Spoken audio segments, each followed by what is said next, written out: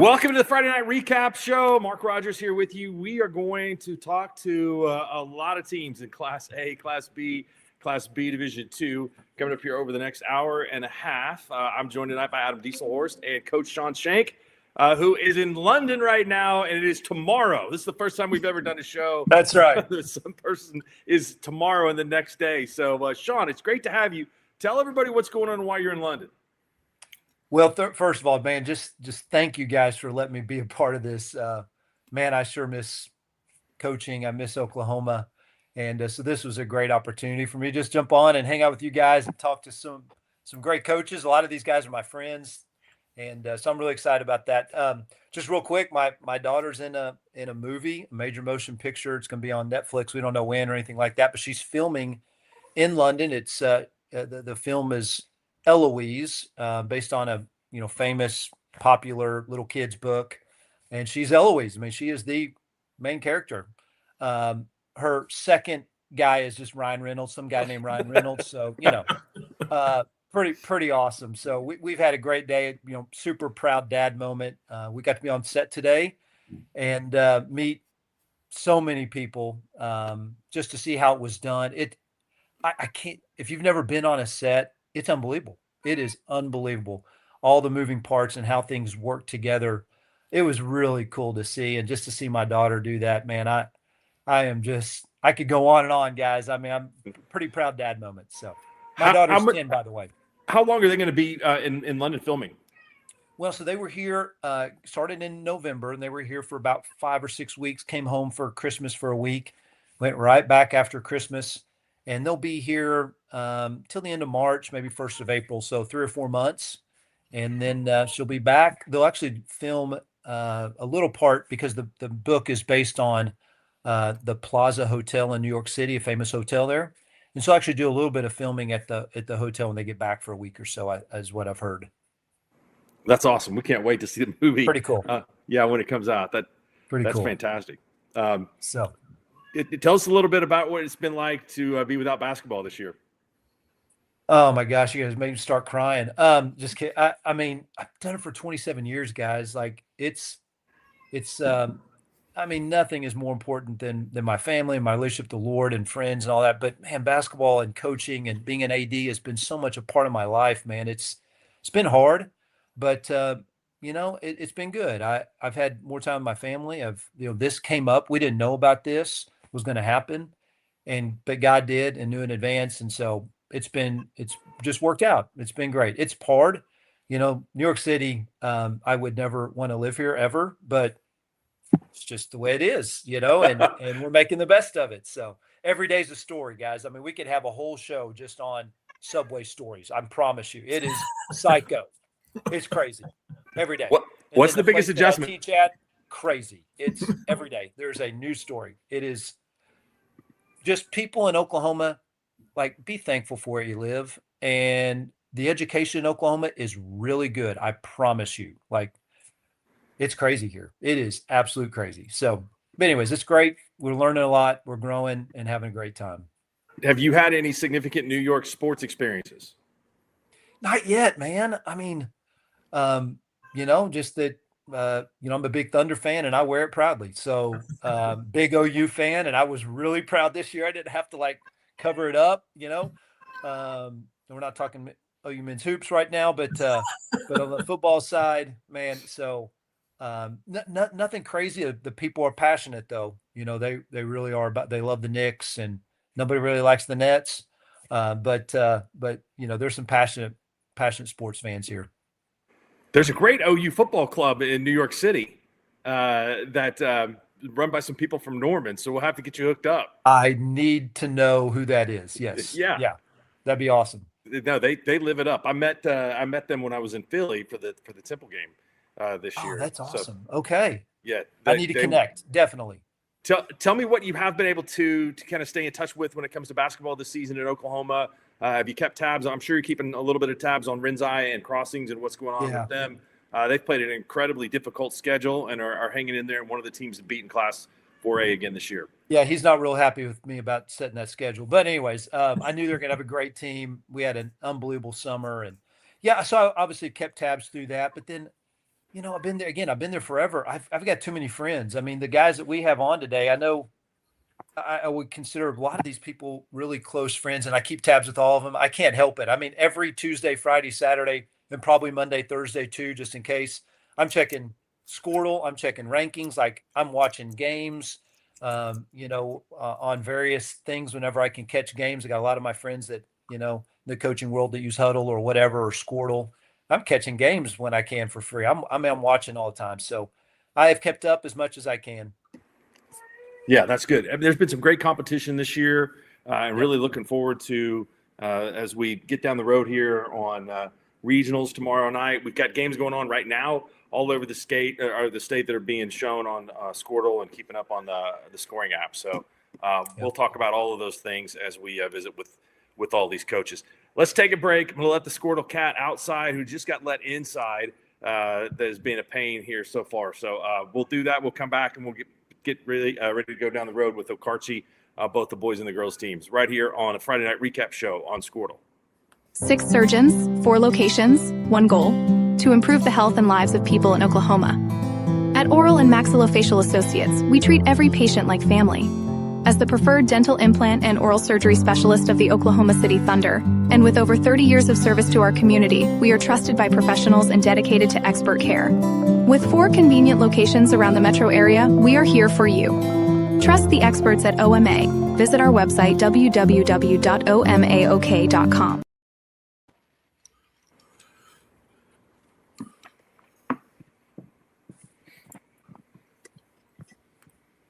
Mark, one of the things that Shawn and I were chatting before we actually started the show, one of the things that I was going to ask Shawn what he thought about, they kind of, we talked about this, changing the playoffs up, having that winners bracket game on Tuesday, and kind of want to know what Shawn thought about that, with the winners playing on Tuesday and instead of playing later in the week, coming out of a district win. What are, your thoughts about that? I mean, what I understand is they said some of the coaches got together and felt like it was a better advantage for the teams that had won district, gave them a little bit more time. And so did you like that move? I know there's been some moves made and the classification split, and kind of just would want to know what your thoughts are on some of that. Well, I do like the move, but I also see the pros to playing a Thursday, Friday, Saturday format as well. In terms of hosting and all those kinds of things. I think it also can help with the officials, which we all know is a challenge. And but I think, when let's say you've played on a Friday or Saturday night, you could use the weekend, have a practice Monday. It kind of goes more in flow with your normal regular season, which is a winner. Gives you opportunity to maybe play a Tuesday. If you win again, maybe you're playing later in the week. So again, allows some prep time, which as a coach, I'm a huge fan of. We took a full advantage of that. It takes away from maybe some of those all-nighters that happen on Thursday, Friday, Saturdays, which I always count it as a blessing. If you get to stay up and watch film all night, man, that's awesome. So I do like the change in the format, and I think it's cool. The classifications, there's so many ways you can look at that. Again, maybe it's because I have a little bit of Indiana blood in me. My dad grew up in Indiana, and we all know about Indiana State basketball before the change in 93, 94, used to be just one class. I do kind of like maybe a little fewer, but again, when you're talking class, B, A, that have just hundreds of teams, and then we're looking at 6A's got 32. I mean, I don't have a problem with them trying to split that up and some stuff like that. It's kind of cool, as you look at the rankings and the people in play in A, B1 and B2. Man, it's so cool to see that there's some more kids and coaches that I know they're going to have an opportunity to win a state championship and a gold ball. And I promise you, in 30 years from now, no one's going to remember if it was you're a B2, you're a state champ. You know what I mean? State champ. Yeah. Sure. I think one of the big moves that has been made in the last couple of years that I absolutely love is stretching out the state tournament, so everybody gets to play in the 100%. big house. And 100%. I think that's also the genesis of being able to play a regional game on Tuesday, where we play non-traditional games. There's really nothing to stop it. The old way it was Tuesday, Friday. Everybody played Tuesday, Friday. There really wasn't any other days. Maybe you threw a Saturday in here, but playing on these different days, I think, is better for the sport. I love spreading it out so different people can get to the arena and see the games in person. I can't wait to get to the OG&E Center this year my gosh. to see the upgrade. We love the fairgrounds. and we love the fact that that's just such a centrally located place. I don't think it's really about the building. I think it was about the site, and so I Totally can't agree. wait to see games in the new arena. Hey, Totally agree. It was time to go, and I think everybody's excited about the new place. I can promise you, there haven't been many more joys than getting to play in that old building the last year, though. I'm just telling you, that was special. Of course, we also played the longest game ever in state tournament history. So if you remember Yes. that, but that was an incredible game, by the way. it was a great game. Yeah. Adam and I it's had a gonna be football awesome game to this see. year that was played in 2 different towns. We did. Yeah. So I think I heard about that. The Cashin game. Cashin game, right? Cashin Fairview. yes. Yep. Power went out, so we drove over to Crescent and finished it. Drove So, over. That's right. it, How cool it, was that? it wasn't the wind, I don't think. I don't know what it was, but we did have to finish at another place. That's pretty amazing. we are gonna have a suite at the which I think is really cool that they opened those up. It's a great idea. It gives the OSA a little extra opportunity for some revenue. Gives companies like awesome. Skordle that have Yep. a lot of administration and superintendents that support what we do, and so we're going to have a suite at all 6 sessions, semifinals and final sessions on Friday and Saturday. So that was cool. I got with Coach Hardaway, hooked me up with Mr. Lester, and he kind of explained it to me. And so we're going to have Sammy Jackson with Renaissance Architecture. We're doing it with them, and so we're going to have that there. And so I'm actually really looking forward to that. It's kind of, when you think about the difference between the big house, which I mean obviously everyone's going to miss, but it's pretty cool to say that now we're playing in a facility that's new enough and nice enough to have a mezzanine area and suites. Right. And that's going to be a really cool opportunity for these high school kids to get to play in an atmosphere like that. So Is Coach Hardaway going to be the menu coordinator in there? Who's applied for that job? well, I mean, hopefully he's playing, so he won't be able to. But yeah, I mean, if he's not playing, I'm sure he'll be the one who picks the food. We do have. Well, we food know he's not going to be allocation. playing the They first just need to week. get all the cash, and whoever does their hospitality just needs to go ahead and do it over there. Like that's Hey. pretty easy. I mean, that's the greatest hospitality room. You're right. You're right. That's 100%. Well, I think one other thing, Hinton had this stuff they called Comet Crack. If you haven't been to Hinton to get some Comet Crack, you got to go one time, go to the Hinton tournament, and then need to go ahead and have that stuff in there too. Can you explain what you thought was in the Comet Crack? Probably crack, but it didn't matter. It was amazing. So it had me hooked and addicted. So it's awesome. Just some snacks, sweet, savory. Man, it's big time. Yeah. That's great. Mark, I think we've got Okarche boys. If you want to bring them on. Oh, let's bring them in. We got Coach West. We got Jet Muggenberg and Easton Roby, I believe, with us tonight. Yes, we do. All looking good, dressed similar. How you guys doing tonight? Oh, we can't hear them. They're on mute.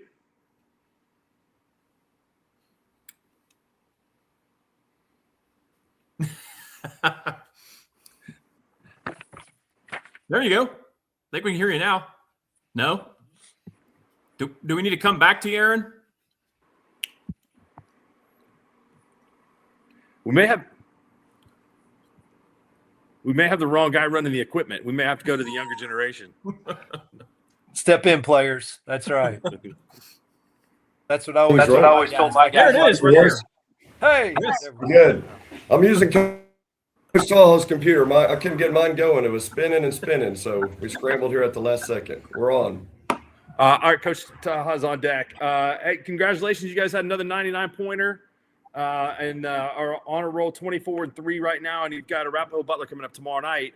And I got to tell you, it's probably a little bit of a bittersweet deal for tomorrow night because this is the last time these two guys are going to be out there on the floor with you in that gym. Yes, sir. That's what we were talking about earlier. Last home court appearance for these two. They've had a great career, many victories on this court for these two guys here. So we're hoping to bring it tomorrow one last time here. Shawn, they turned the lights out. They got a hype video and all kinds of stuff, that atmosphere. And by the way, Adam and I got to the game against Calumet last week about, I'd say, an hour and 20 minutes before tip-off, and there were 50 people in the stands there already that early. I mean, I've never seen anything like it. There were more people there an hour and a half early for the game than there were ever at Blackwell to see anybody play. We got great fan support here. They come out in droves wherever we travel, but every home game this year has been completely packed on our side, and we're taking up half the other side. So we don't take that lightly. We love our fans showing up, and they're a big part of the reason what we're doing. Man, that style of play has to be part of it because it's awesome. Thank you. I appreciate it. It's awesome. If you guys are going to have a 3-point shooting contest in practice, Jet, do you win? Who wins? Who are we talking about? Teammates or coaches? Because Anybody, whoever's in the gym. I mean, you got to take yourself, but we got some guys that can light it up though. So who would What be about your your biggest Too humble, challenger? Jet. Golly, we all know. I know where I put my money. What about your dad? Can Yeah, you I'm actually talking do that? dads, Oh, cousins, he's a all shooter. of that. I mean, hey, you get him down there in the post, he'll bang. He'll bang. he's got a decent shot. His wrist still flicks a little bit. His dad and I played together. He rebounded a lot of my misses. So. He rebounded a lot of my misses. That's great. Aaron, what's a bad shot? Is there a bad shot for you guys? We got to be on. We always talk about range, room, and rhythm. So as long as our feet are set, our hips and shoulders are pointed at the rim, we'll take it if you're a good shooter. So you got to kind of earn the right to shoot in practice, but we're not going to take it away from them if the shot and they're set. And really, a paint to great punch and spray 3, we love those. Man, I love your style of play, guys. It is incredible. And so I kind of have 2 questions for you real quick, if that's all right. Yes, So, sir. and maybe, Jet or Easton, one of you guys can also answer one of these. But first of all, Coach, it does seem like that in playoff time, the game becomes more of a half-court game. Now, obviously, it seems like with you guys, it doesn't matter if it's playoffs, if it's regular season, but it does seem to slow down, especially, a lot of that's because you face a lot of better teams. How do you keep that style of pace or your pace of play up still in that style of play that you have? And how do you prepare for maybe a game that's a little slower than what you guys want? Let me answer. Or you guys want? Sure. Coach, you All right. got it. I mean, every day in practice, we're working on a variety of different things. I mean, we feel like people got to play our way, so they got to work against us in our style. And it's hard to replicate that in practice. Now, the further we go down the road, obviously teams get better, right? But, we do stuff in practice. A couple of years ago, we got beat kind of when teams kind of slowed it down on us a little bit, but we work every day on half court stuff, and then we work on half court to the full court, and then we just do a variety of different things like that. And we work on things we haven't even shown yet, so we're constantly doing things. But in the playoffs, when you got great players that make plays, they can play both ways. So I feel like it's tougher for people to come play our way to speed up. You have to be trained a certain way to play that way. I feel like we can always slow down and go anybody else's way. That's cool. Hey, guys, real quick, Easton, Jet, I want to hear from you. Your only losses this year, and I could be wrong, but I know you haven't lost many games the last 3 or 4 years. But only losses this year in the TOC. I'm so glad you guys got to go. Awesome experience. Tell me what you guys learned. I know you don't want to lose, but just tell me what you guys learned in that. I mean, they're bigger teams, bigger schools, so they got athletes and stuff. But it really was helpful and beneficial for our team to see that quickness and style of play that we're not always used to seeing, and then that'll help us down the road when we do play these better teams. Yep. And it gave us something that we can look at and what we need to get better on, because sometimes when you're beating teams, you just think, oh, you're good, you're going to win. But, it humbles you, and you need to see what you need to work on. Yeah. I would say our flaws were definitely magnified in the TOC, so it definitely helped on what we needed to work on more and just get better from there. And there's always going to be 5 guys on the court in the TOC that can just straight hoop. Yeah. I will say that's a great answer, Easton. Yeah, we learned a lot as well. These guys, that was some of our best practices when we got back from the TOC. These guys realized some of the things we needed to work on, and the great leadership by these 2 and the rest of the seniors. They were locked in a whole week or 2 coming back from the TOC with really great practices. That's awesome. Well, I would say I've gotten to watch you guys. I've been blessed to watch you guys over the years. I was really excited to see you guys play in the TOC. I thought you guys were really competitive. You fought, you battled. Yep. And so even though you came away with 3 losses, I thought, you really play two of the best games I saw all week were 2 games you guys were involved in. And so it was a lot of fun to get to watch you guys play over there. So that'd be something that I would say. Well, appreciate it. Yeah, these guys, they come to compete night in, night out. It don't make a difference the type of teams we're playing against. And we always kind of have that motto. If we're playing a team that hasn't won a game, or we're playing the 86 Celtics, we're going to try to bring and go down fighting that way. Not many rebounds I've seen anybody take away from Easton in the last couple of years. So, yeah. Hey, good luck on going for the 3rd. And tomorrow night, you guys have got Arapahoe Butler in your gym. So we appreciate your time and for joining us tonight. I appreciate what you. That's right. Guys, Jed, hey, nice you and Braden, my boy Buckingham, you guys are the new Splash Brothers. All right, don't forget it. Well, I won't. Good luck to you guys. Thank you. Appreciate it.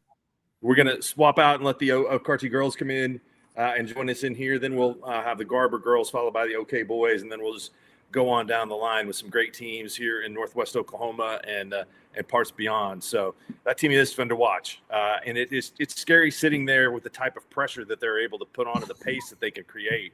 And I think it's you go back to a couple years ago and they lost in the first round. It's gotten better and better and better. So yeah. Very, very impressive. The one thing that just, being what Mark and I do, and we're blessed to get to call a lot of games. And the thing that amazes me watching them play is the style they play. They speed you up so much, and they get you kind of playing a little bit, what I would call a little bit helter-skelter and kind of out of position. And they're okay, almost kind of like with giving up some easy buckets every once in a while, because it keeps the pace of the game where they want it to be. That's right. And so you're sitting there and you're watching, you're like, man, they've had a lot of easy buckets, but they're on the other end hitting 5 threes while they're turning it over 3 times and making 2 layups. And you look up at the scoreboard and you're like, it's 15-4, and you're thinking they're getting easy. It's just, it's pretty wild to watch, And I could ask Aaron all sorts of questions, because it does seem like if they can get 2 or 3 of those kind of 15-8 runs, they win by 20. And normally it turns into way more than that. But I mean, that's the philosophy. You're blowing people out. If you can just get a few of those runs in a game, and they happen so fast. I mean, it's so fun. It's fun to watch. It's hard to play against. Yeah. One of the things that we've had going for us tonight specifically is that snowed out a lot of those Saturday tournament games and Friday tournament games. We have some pretty big matchups going on around the state. Bixby and Mustang played girls game tonight. 2 teams that are both a 1 or 2 seed. Bixby beat Mustang tonight, 56-52 at Mustang. That was a really good game for those teams to get together and schedule a game that normally wouldn't. I know Carl Albert played Edmond Memorial last night in the girls' side, and so we've seen a lot of those that have happened last night and tonight. Speaking of girls, Mark, we got Okarche girls. You want to bring them in? Yeah, let's do it. Let's bring in Coach Taha and Katie Parham and Allie Bostert tonight. Did I get that right, Allie? Bostert. Okay, I'm sorry. I butchered your name in the game that we had. My apologies. I apologize. It happens all the time. Appreciate you guys. How are y'all tonight? We're good. How are you guys? Doing great. Good. You guys have Moreland tomorrow night. They're pretty good. They got a record of 22-5. Give me a little bit of information on what you've seen from Moreland. They do the little things right. Coach Toon does a great job with them, having them prepared. They're incredibly big. They got like 3 6-footers. They play really good defense. We're going to have to come out ready to go. Katie, you had such a great run in the state tournament last year. Both of you all, what did that mean for the program to be able to go and compete? Made it to the semifinals a year ago. To just show that we can go out and do anything we put our mind to, and we worked really hard as a team to do little things right on defense, and it showed in the state tournament. Allie, what about you? I thought just that we were ranked so low and no one had expectations for us, and we could listen to our coaches and go out and do what we were supposed to. Yeah. Brett, you got a lot of experience in a lot of different places. Tell us what it was like for it to come together there in Okarche last year. Every coach's dream is to play your best ball at the end of the year, and that's one thing we did last year. And I feel like we're heading down that path this year as well. These girls have been working incredibly hard, and they're incredibly coachable and buying in. And I really feel like we're playing some of our best basketball right now, right when we need to.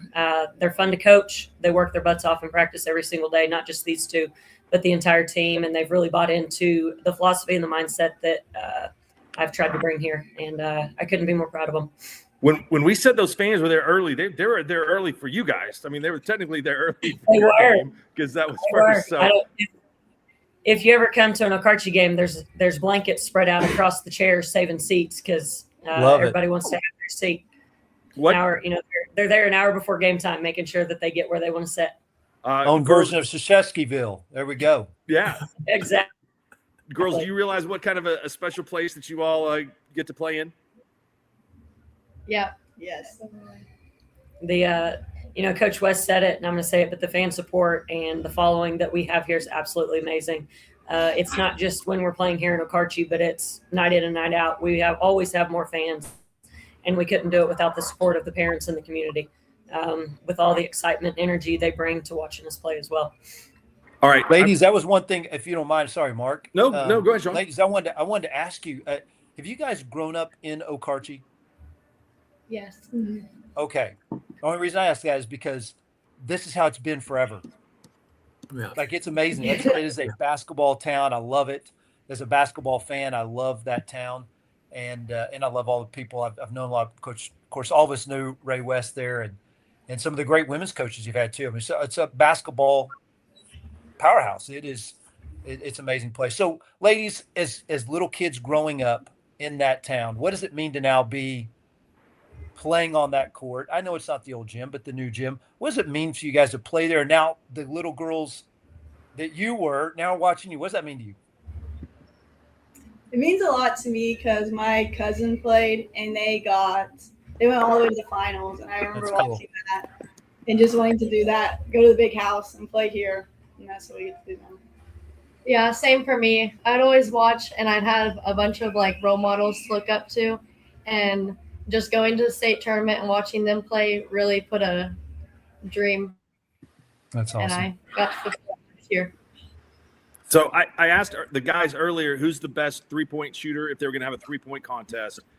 First, tell me who is the best guy three-point shooter, because I know you all will know. Who's the top girl three-point shooter, and could the girl beat the guy? Yes. She said yes. Great answer. Katie, is that you? Hey, I'd pay money to watch that. That'd be awesome. That'd be fun. I've seen Katie fill it up some. Yes. You want to throw any names out there? No. Okay, I thought we had him for a mad. minute. Come on, you can't pick one. There we go.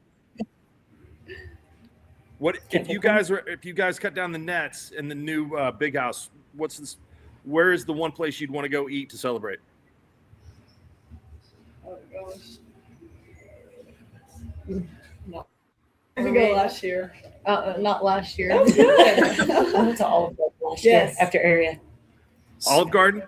See, everybody else in the area would say Ishans, but you guys didn't say that. We ate Ishans here last night. I know. Katie said BJ's is where she would. Ooh. There you go. She would want to go. Awesome. BJ's is somewhere we go as a team quite a bit. The girls love Pizooki's the really Pizookies. good there. That is good. There you go. The pizza's good. Coach Hardaway texted us and said that Aaron West could fill it up, that he'd be deadly in a three-point shooting contest. Hey, thanks for saving the show tonight. We appreciate it, Brett, since you know how to work a computer. Thank you so much. That's all right. Appreciate y'all. Good luck, ladies. All right. Good luck. Okarche takes on Moreland tomorrow night. That game is at Okarche. The Okarche girls 21-4, ranked number 5 in Class A, and Moreland at 22-5, ranked in the second half of the top 10. So that should be Coach. a good one. Coach Taha's right about Moreland. I saw them on Skordle the other night playing Fairview girls, and they are huge.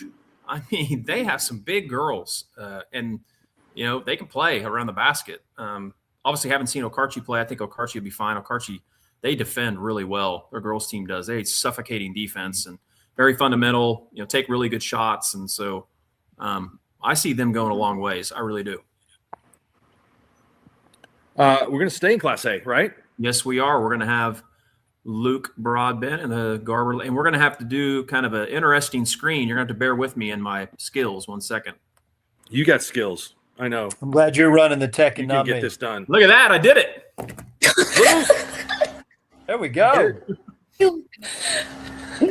We got Mandy Bell and Nevaeh Fincher with us too, and Coach Broadbent. Garber girls are 25-2. Why aren't you guys ranked higher? Luke, can you hear us? That's a great question. Yeah, I can hear you. I thought you were ready asking to answer that. I don't know. That's a pretty good question. We've all thought the same thing a few times, but you know what? I mean, at the end of the day, we still have the best playoff system around. Everyone gets a vote, and I say that all the time. You know, you're gonna have to beat somebody good anyway, so we'll have to, That's right. do that anyway. So it doesn't matter to us. What's it like being back in Northwest Oklahoma? There's a lot less trees.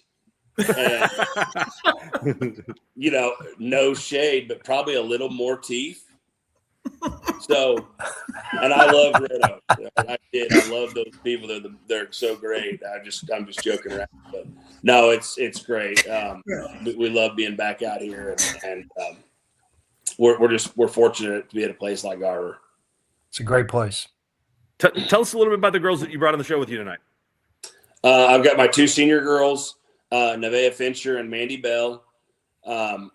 This is obviously my first year there, so I've asked these girls for a lot. I've asked for a lot of their time this summer and now, and so I thought I'd love to have them on the show with me tonight. So,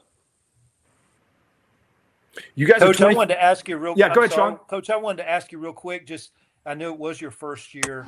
I'm just curious, what have been kind of the values, the culture that you've wanted to instill there in your first year? That is a really hard thing to do in a first year. I don't care how good team you have coming back. That's a real challenge, and it sounds like your team has really bought into that. But what are the things that you've really tried to instill in the program there at Garber?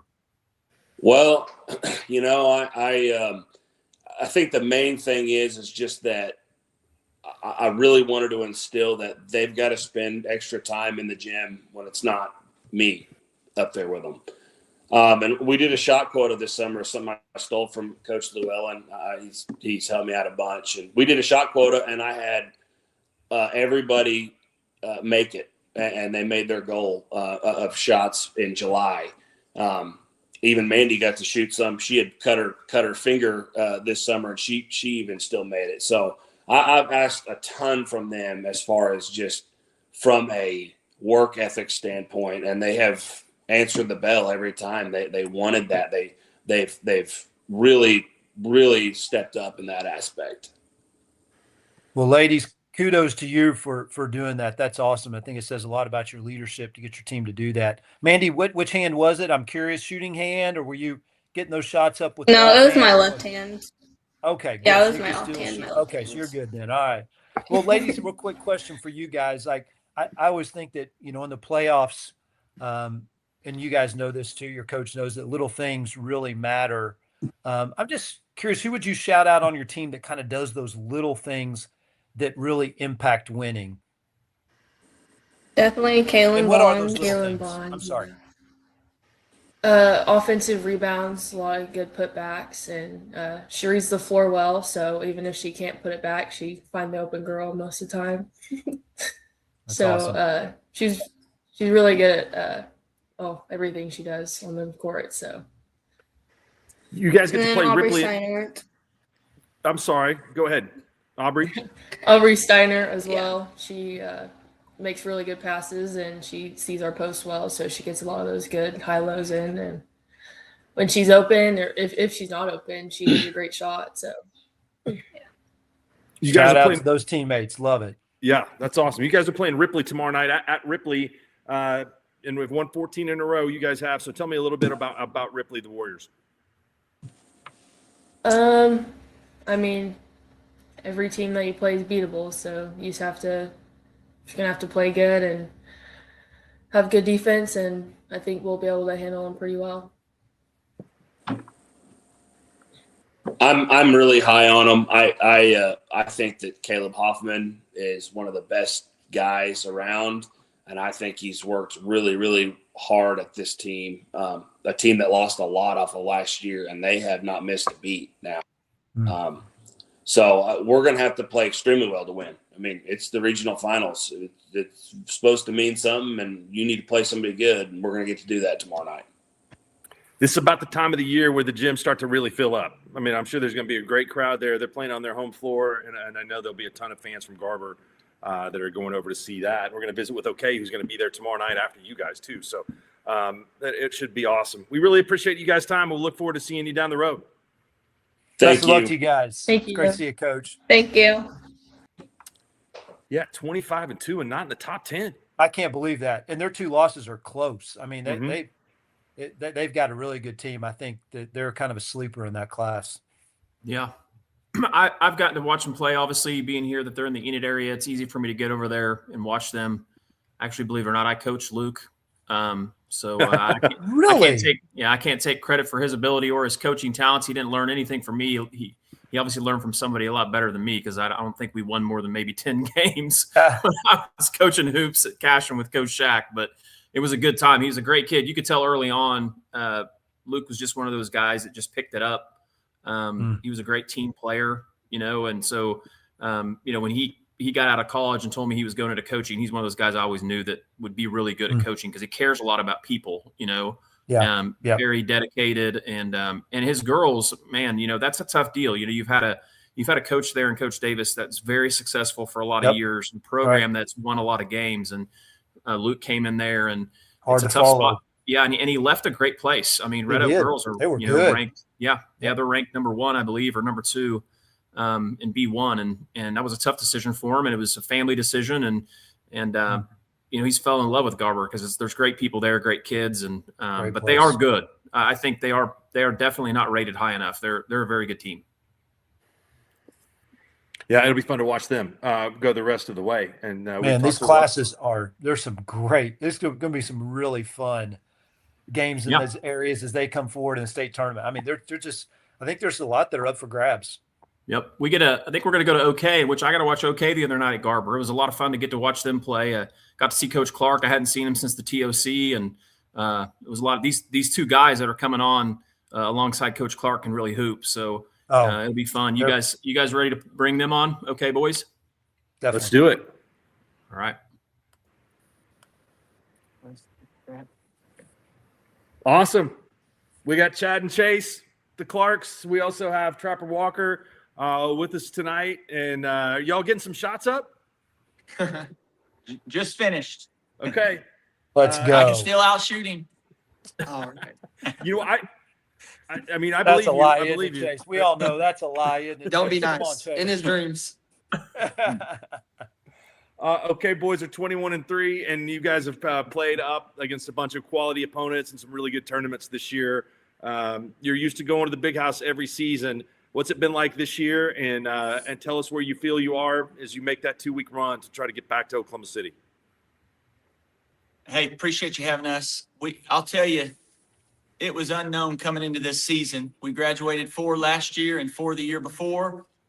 And so a lot of inexperienced guys, but they have truly put the time in since the very end of last year is when it starts. As soon as that state tournament's over, it begins for next year around here. And they put the time in, and it's been one of the funnest seasons that I've had. And you come in thinking we're going to be the underdog, which I was looking forward to. A little less stress, maybe a little less pressure, but here we are again. I'm feeling the stress now. I'll tell you that. Love it, Coach. It's great to see you guys, man. You guys, it's been so fun to get to meet Coach. Sorry about that. I'm losing you guys. Can you hear me? Coach, can you hear me again? Not getting an answer. I can hear you, Shawn. Sorry about that. I'm losing you guys. Yeah. Chase, Chad, anybody? Can you not hear Shawn? I can't hear them, so. I can hear y'all. Oh, you can? I got you now, maybe. Yeah, I can. All right, we're good. Oh, Awesome. Trapper, Hey. talk to him. Hey, Trapper, you as well, man. Hey, guys, it's just been great to get to know you guys from the TOC and see what you do. I'm big fans. But sir. I just got to ask you guys, like, I've got a son that's a freshman, and unfortunately, I'm not getting to coach him right now in my current situation. But what's it like being that relationship, father son, and all the state tournaments and all the experiences that you guys have had?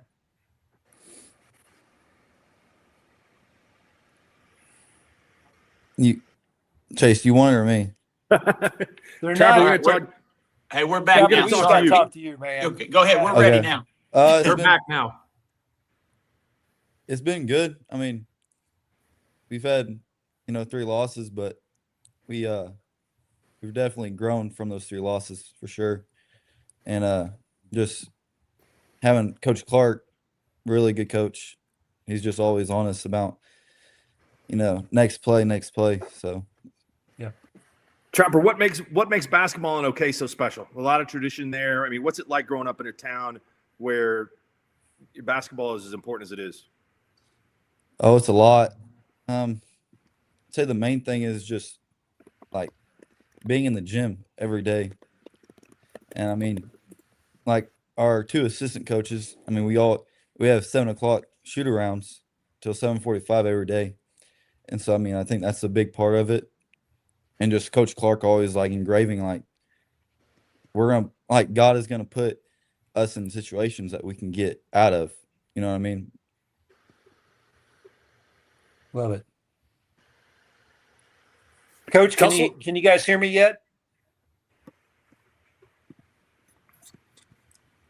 Still not. That's okay. That's strange. Can they hear Mark? Trapper, we can hear you clear. We just can't hear anybody else sometimes. Cutting out.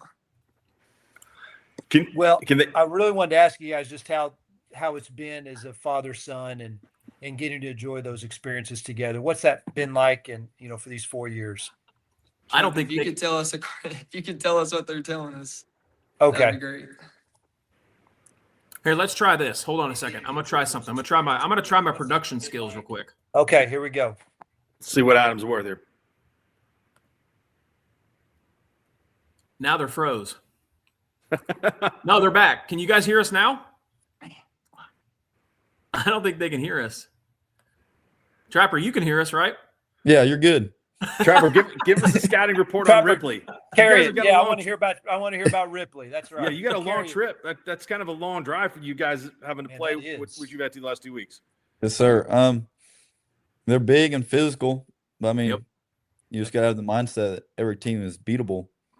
So I mean, if our team just goes in there and plays like we should, I think we're walk out with the dub. When you have those long bus trips, what do you have a routine on there? Do you have music you like to listen to, or games you like to play? Just sit back and relax, listen to some rap, Hey, Trapper, I wanted to ask you. You guys lost a lot of players. Graduated a lot of guys in the last few years, and it's a great team. What are some of the roles that you yourself and some of your teammates have had to step into this year? Well, I mean, for me personally, last year was more like I was a defensive player. And then this year I've had to step it up to the offense and the defense.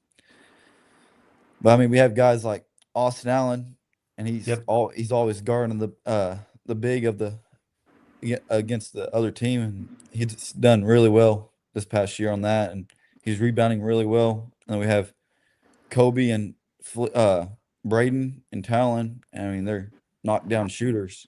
And Chase had a great game last year at the state tournament. I can't remember, he scored 36 or 38 or something like that. What's the hottest you've ever seen him in practice or a game? Oh, I mean, we played Porter I think it was like a month ago, and he had, I think, 53 or something like that. He had like 10 threes. It was pretty crazy. Dang. Almost got that double nickel. You get to guard him in practice? Some. Chase, can you hear us? Yes, sir. I can hear you for sure. Okay, Adam's done some great engineering work. Okay. That's awesome. Fairview High School will be proud. What's your best game this year in your mind? Not necessarily maybe your highest point total, but what was your best game? I'm gonna be honest. I think the last game that we played against Afton was probably my best game overall. The whole season, I feel like I've had some pretty decent games to be proud of, I guess. But that last game, kind of being not 100%, and going out there and I felt like I got all my teammates going just as well as I got myself going. So it was just all around a great game. I felt like. Where is your point total stand right now? 2065. Wow! Try to do the Congratulations. gazintas in there. I know that Muggenberg got over 20. He's got over 2,500. So you guys had pretty good duel last year in the finals. I'm sure that's got to be a little bit of motivation for you. Don't want to get too far ahead, but there's been some great basketball in Class A the last couple seasons. Yes, sir. Coach Clark, we talked about a little bit of a rebuilding year this year. You got to be happy. A lot of times when seniors graduate, people expect a down year, but they don't take into account the guys that have been in the gym, have had to practice against those guys, and the tradition that's been built up and the expectations that they carry on and perform. So does this team, is it rounding into form and have what it takes to get to Oklahoma City? Oh yeah, you're spot on. That's what it is. They see what it takes. They're in there. They see all the good times, the bad times, and it prepares them.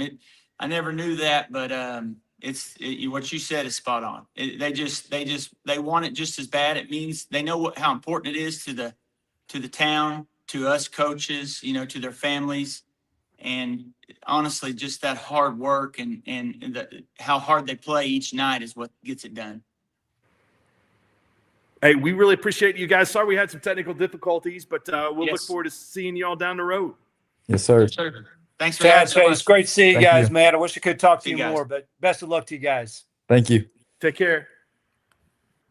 21-3 for the OK boys, and last Good year they dudes lost right there now, man. lost in the finals Those are to some of the best guys in the world right there. Okarchi. Clark's Yeah, they awesome. lost 67-54 in the finals last year.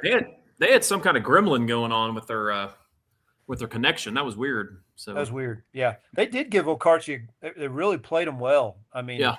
we all know Yeah. how good Okarchi was too. So yeah, I wanted to ask the Clark kid if he had more points than his girlfriend, because his girlfriend's the girl from Lincoln Christian, right? The Stewart think girl's so, going to yeah. Nebraska. Yeah, I think she's got a lot of career points too. So dude, that'd be a lot to live up to. it's a lot of points there. Yeah, He's going Yeah, he to can play, to man. Northeastern. Northeastern. He's a Yeah, heck of he a is. player, man. he's a great player. He's going to be a great collegiate player too. He's got a good build. He handles the ball really well. He'll be able to play guard Can position. guard. Yep. I totally agree. Yep. And I love that. I know our boy Jim Traber always says that loyalty in professional sports is like the worst thing. I love that they've stayed loyal to OK, because that kid could have left. I mean, I'm sure everybody's probably heard some of that stuff, and just I love the loyalty in high school sports. And I think that kid and his dad are, that he probably could have gotten several coaching jobs and decided not to. And I love it for that town, that community, and what that's meant to them. And what a cool thing. Wish I could have asked though about the father-son. I just love that. I think as a dad, man, what's that like? Yeah. You want to bring on the Leedy? Leedy's ready, I think. Let's do it. Want to bring them on? Coach Beard. Yep. Hey. Hello. Is y'all doing? everybody's audio good? Yeah. Tell us what set the scene for us. What is happening right now at 8:20 in Leedy? Nothing. Nothing. Nothing, right? Nothing. Okay, it'd be a good time to get. Well, I'm glad that we can talk to you guys. Now, Coach Beer, joined by Daisy Danielson, Blake Puffenbarger, and Gracie Stidham. Y'all are 22-5, ranked number 3 in the class, and you guys are going to play Buffalo tomorrow at Visay. So y'all made it to state tournament last year, and I think lost in the first round. What's the mood like, and how excited are you guys to try to get back to Oklahoma City?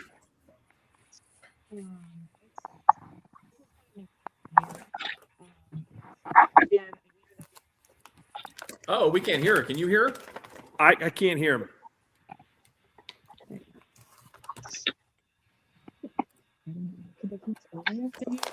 There we go. There we A go. little bit. Yeah. Adam, you're gonna have to do some more great engineering work. Yeah, that's strange because we can hear the girls.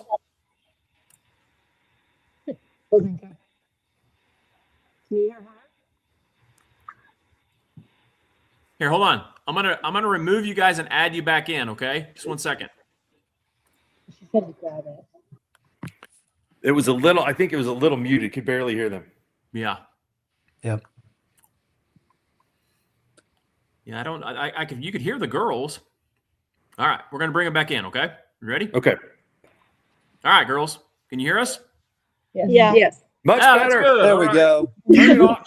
The greatest engineering discovery of all time is working tonight. Turn it off. Turn it back on. It's like the old Nintendo. Yeah. Just tell us so far about the season, where you guys are right now, ready to play in the regional finals.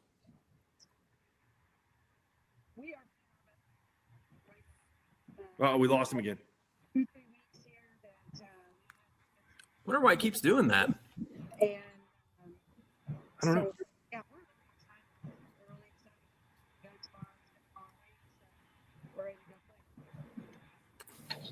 Can you, Coach? We can't hear you, unfortunately. Okay, there we go. We're gonna get up close and personal. I'm sorry. I'm sorry. Didn't hear anything.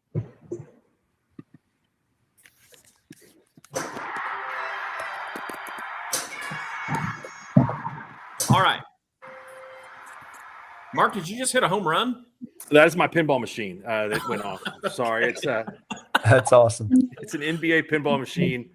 So Can you hear us now? barely. We can hear you a little bit. Okay.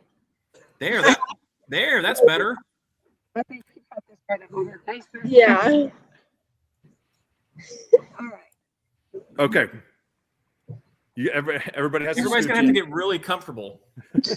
We're Tight knit team. Coach Beer, you may have to lean in towards the middle so we can hear you when you answer the question. That is weird. It is weird. It's like you can hear them at first, but then when they start talking, you can't hear them. Yeah. Let's see if we can talk to Coach Beer's daughter, and then see if we can. And then we'll work bring that- them back. Yeah, That's a good idea. work them back in. Okay. Okay. Here we go. All right, we're going to Canute next. Tatum Ridling, Destiny Jackson, and Kendall Schuster are joining us from Canute tonight. What's going on? How are y'all doing? Good. Pretty good. We've got Can you hear volume. us? Tatum, has your mom always had problems with technology? I got to see you guys play a little bit at the Skordle Festival in Hennessy. Really impressed. You guys handled Pahuska. They got a really good player. Tell us a little bit. I know you've got a fairly young team, and so what has this season been like so far for y'all? It's been very good. I'm really proud of all of our girls working so hard, and we've just stayed true to ourselves and just go out there and play our game. I'm really excited for this playoff run. I mean, you all got a lot of highway miles. You got to come all the way to Yukon to play tomorrow night. I mean, I think that's probably something that you all are used to, right? Yeah, there's a lot of our away games are at least an hour or so. So yeah, the road doesn't bother us too much. Your loss only, I mean, early in the season. Are you guys peaking right now and playing some of your best basketball? Yeah, I think that we're playing really well right now. This group of girls, they just mesh really well together. They're just a really tight-knit team, and I feel like they have a lot of chemistry, and they go out and they just play hard every night and practice. It's probably one of my most competitive years of practice, just them going against each other, and so it's helped them grow. But yeah, I'm excited, and I think we're doing some really good things right now. We're going to talk to your mom here in a minute, but I mean, tell me about what, if you had to describe to a complete stranger what high school girls basketball was like in Western Oklahoma for the small schools. It's incredibly competitive at all these classes. I mean, you can run into a good team, 2A, A, B, all the time. So there's no lack of competition out there and a lot of fans.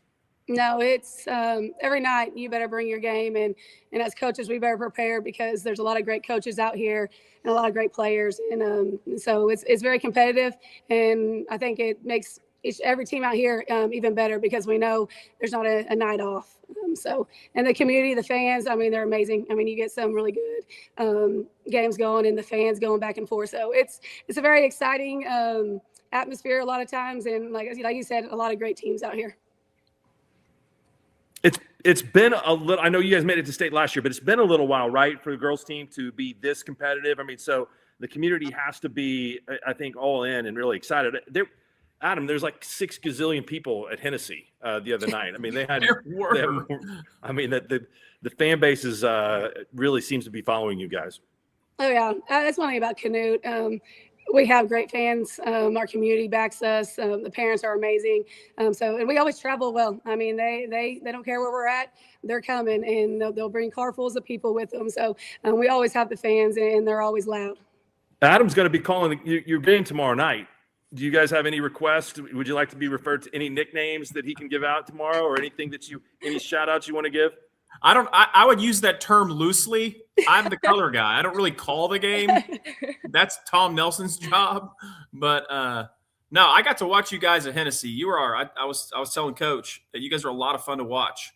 I like your style. You know, you guys defend really well, put pressure on the ball. You're not afraid of just firing up some shots. I love it. You know, so it's fun to watch. And I think Destiny, you went over, was it 1,500 points? Yeah. Yeah. And I like your sweatshirt. Congratulations. So double kudos to you. That's right. Hey, Coach Ridley, I had a quick question for you. Coach Shenk, by the way.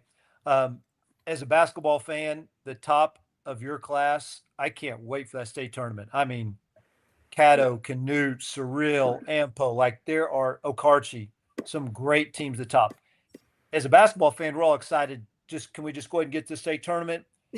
But as a coach, how do you keep your kids grounded right now and try to not look ahead to those incredible matchups and things that are coming down the road? Yeah, I try to just focus on the game at hand. So right now, the one thing we've talked about is Alec and our game on Saturday, and prepping for that and getting ready for that. And when that game's over, then we'll focus on our next. But never looking too far. I mean, obviously, we always want to know what our goal is and keep our goal in mind and have the center focal point of what we're trying to achieve. But you can't get there until you take care of business of the games that's in front of you. So our main focus is always just taking care of business of what we're trying to achieve. That's awesome. Ladies, hey, quick question for you guys. Just what's one thing that adversity or difficult challenge, maybe something like that you guys have faced this year and had to overcome? Well, we lost to Merritt in the beginning of the season, and I feel like we just came out there very timid, and then we played them again at their own tournament, and we beat them in the championship. And yes, we just went out there and played our game and just came out with the win. Love it. How geographically, how far is it between Merritt and Canute? Oh, 15 minutes. 15 minutes. Yeah. Okay. It's close. Talking about two good girls teams. I bet you those were fun games to watch. Yes. So Coach, I got to give you credit. You pronounced Alec properly. Yeah, she did. That's right. And how many times did your girls call him Alex this week? Honestly, I think the first day I said Alex, and then I said, no, that's not right. I think they told me it's Alec or Alec, and I was like, I'm just gonna go with Alec. You can say Alec, but if you're around Chickasha, it's Alec. That's how they say it. Don't mess it up. Yep. True Oklahomans right there. True Oklahomans. That's awesome. Well, congratulations. We look forward to seeing you guys as you guys continue to compete and head towards the state tournament. So thank you all for joining us tonight. Thank you. Thank you, guys. Best of luck, everyone. Credit to them too for setting up the shot right there by the Trojan. I mean, they did a great job. Impressive. The banners in the back, like, it was come good. on. The shot was perfect. It was excellent. We're gonna go back to Leedy. I think they've got it. Okay. Good. Leedy, are we live? Should we say something? Can you hear us?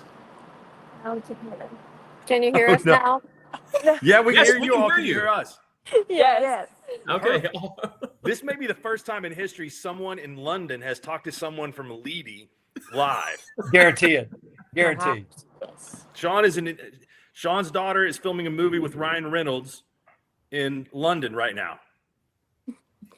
I'm a proud dad, guys. 10-year-old daughter. She's in a movie called Eloise, and you'll have to watch it when it comes out. It's pretty exciting. So it's only 2:30 in the morning here. Come on, nobody can be tired. Let's go. I'm like Scott Van Pelt. They don't know whether to believe you or I'm not. tired.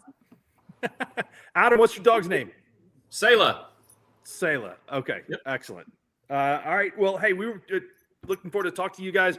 Tell us a little bit about this season and your pursuit to get back to the state tournament and what is a really competitive environment for girls basketball in Western Oklahoma.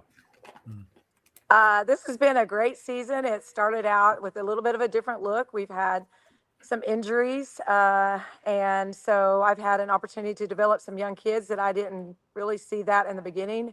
So proud of those ladies. They carried us through about 12, 14 games.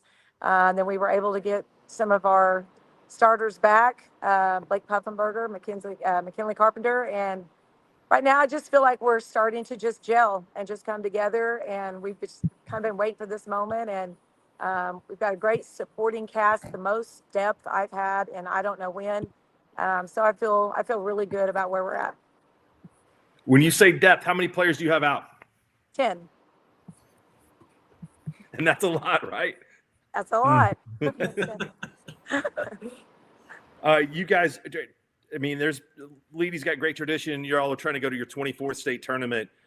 You've got the one state championship, and we've talked about what this means to the community. I know every time you guys play, there's a ton of people there and a bunch of high expectations for that. So what is having that kind of support do for you girls as you guys try to make it a state?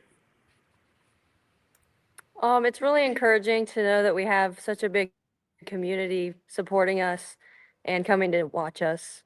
So definitely the community. Yeah, it means a lot when people show up and support. Growing up being one of those people in the crowd supporting has always made me long to be the person on the court that everyone's cheering for. And I'm just soaking in the last moments of being in that position. That's really cool. Awesome. To have a chance to make it much more special, to know that you've been sitting there watching, waiting for your time. That's awesome, Shawn. Yeah, that's incredible. Ladies, quick question for you guys. I love hearing about what you just said there.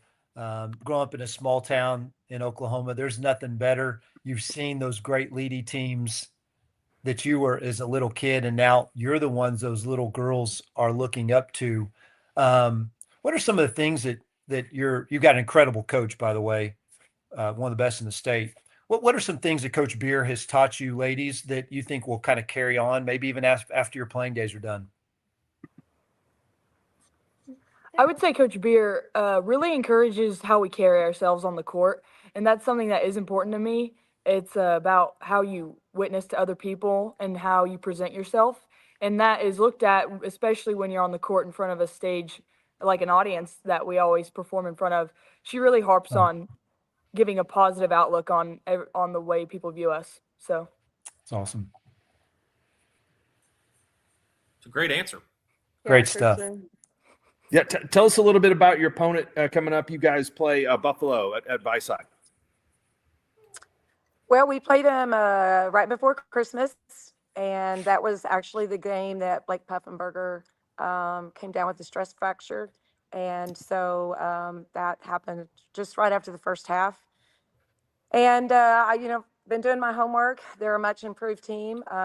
They've got good athletes. They've got good length. And we've been prepping really hard all week long. So I just have a gut feeling that we're really ready, and looking forward to finally get to step on the floor and put it all together.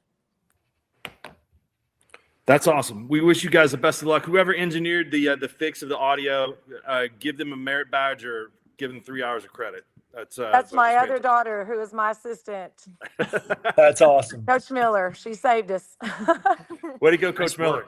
Extra McDonald's on the way home then. There you go. There you go. Is there a McDonald's in between Leedy and Buffalo? There's one in Yukon. Come on. Oh, my bad. You know, they're not going to Yukon. No, that's right. That's right. Never mind. That was Canute.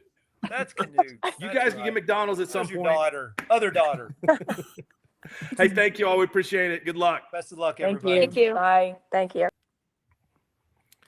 Hey, how dare you tempt them with McDonald's? Hey, go an hour and a half out of your way. It doesn't matter. Go to Mickey D's. We didn't get McDonald's in Blackwell till 1987. And so Really? it was always rubber sandwiches that we got in the bus for the way home. Rubber sandwiches, like the Chuck Wagon or the double Yeah, charburger at the gas yes. station. That's right. Yeah. Those Most weren't of the bad. time, if you live in that part of the state, I mean, they'd already shut down the fryer with the chicken and the JoJo's and the pizza pockets. So you had to go with the rubber That's a sandwiches. shame. That's a shame. Yeah. I do remember one time with Coach Hoffman. I think we were in Western Oklahoma or Western Panhandle of Texas playing. Oh gosh, you know who I don't remember who it was. Maybe it's Lubbock Christian or somebody like that. And we played awful. And Coach stops at like a supermarket, comes back with like a bag of bread and some peanut butter. And is like, you play like dogs, you eat like dogs. And I mean, woke us up. That's awesome. I'll have to ask Bob about that. That's not very nice. I mean, I may have made that up, but I sure remember something like that. Mark, I think we've got Glencoe ready. All right, let's go to Glencoe. What's going on? What's going on, guys? Hey, Garrett, how you doing, man? Good. You guys doing all right? Yeah, good. You look like you got more than just a couple there. You've got with you tonight Maddox Schubert, also Cameron Racy, and then a whole bunch of other guys, right? Oh, yeah. Love it. Yeah. Looks like a Thunder interview, post-game interview right here. I love it. Yes, sir. Hey, how was the environment Tuesday night? It was packed. You know, Glencoe loves their basketball. I mean, the tradition there, and there wasn't a seat on our side, and we filled half the other side too. So it was a great crowd for us. You guys got stuck in a pretty tough regional. You've got Wilson from Henrietta that's been at the state tournament the last couple of years and has a state championship under their belt. And then, of course, you've got on the other side a Hannah team that you all know, I'm sure, a little bit about. So tell us about Wilson, what you see from them tomorrow night, what you expect. They got a lot of experience. You know, nothing's going to spook them. That crowd's not going to spook them. You know, they've been there before, won a state title, semifinals last year. They're tough. They're physical. They go as number one goes. You know, he's their point guard. He's been there. I think he's a senior, 1,500 plus points. He's just strong, gets to the rim. You know, what worries us a little bit is how they bang the offensive glass. You know, we've got to be able to box out and get out in transition and take care of the basketball. Shawn, go ahead. Yeah, number 7 versus number 9, Coach. I've seen Wilson play as well last year.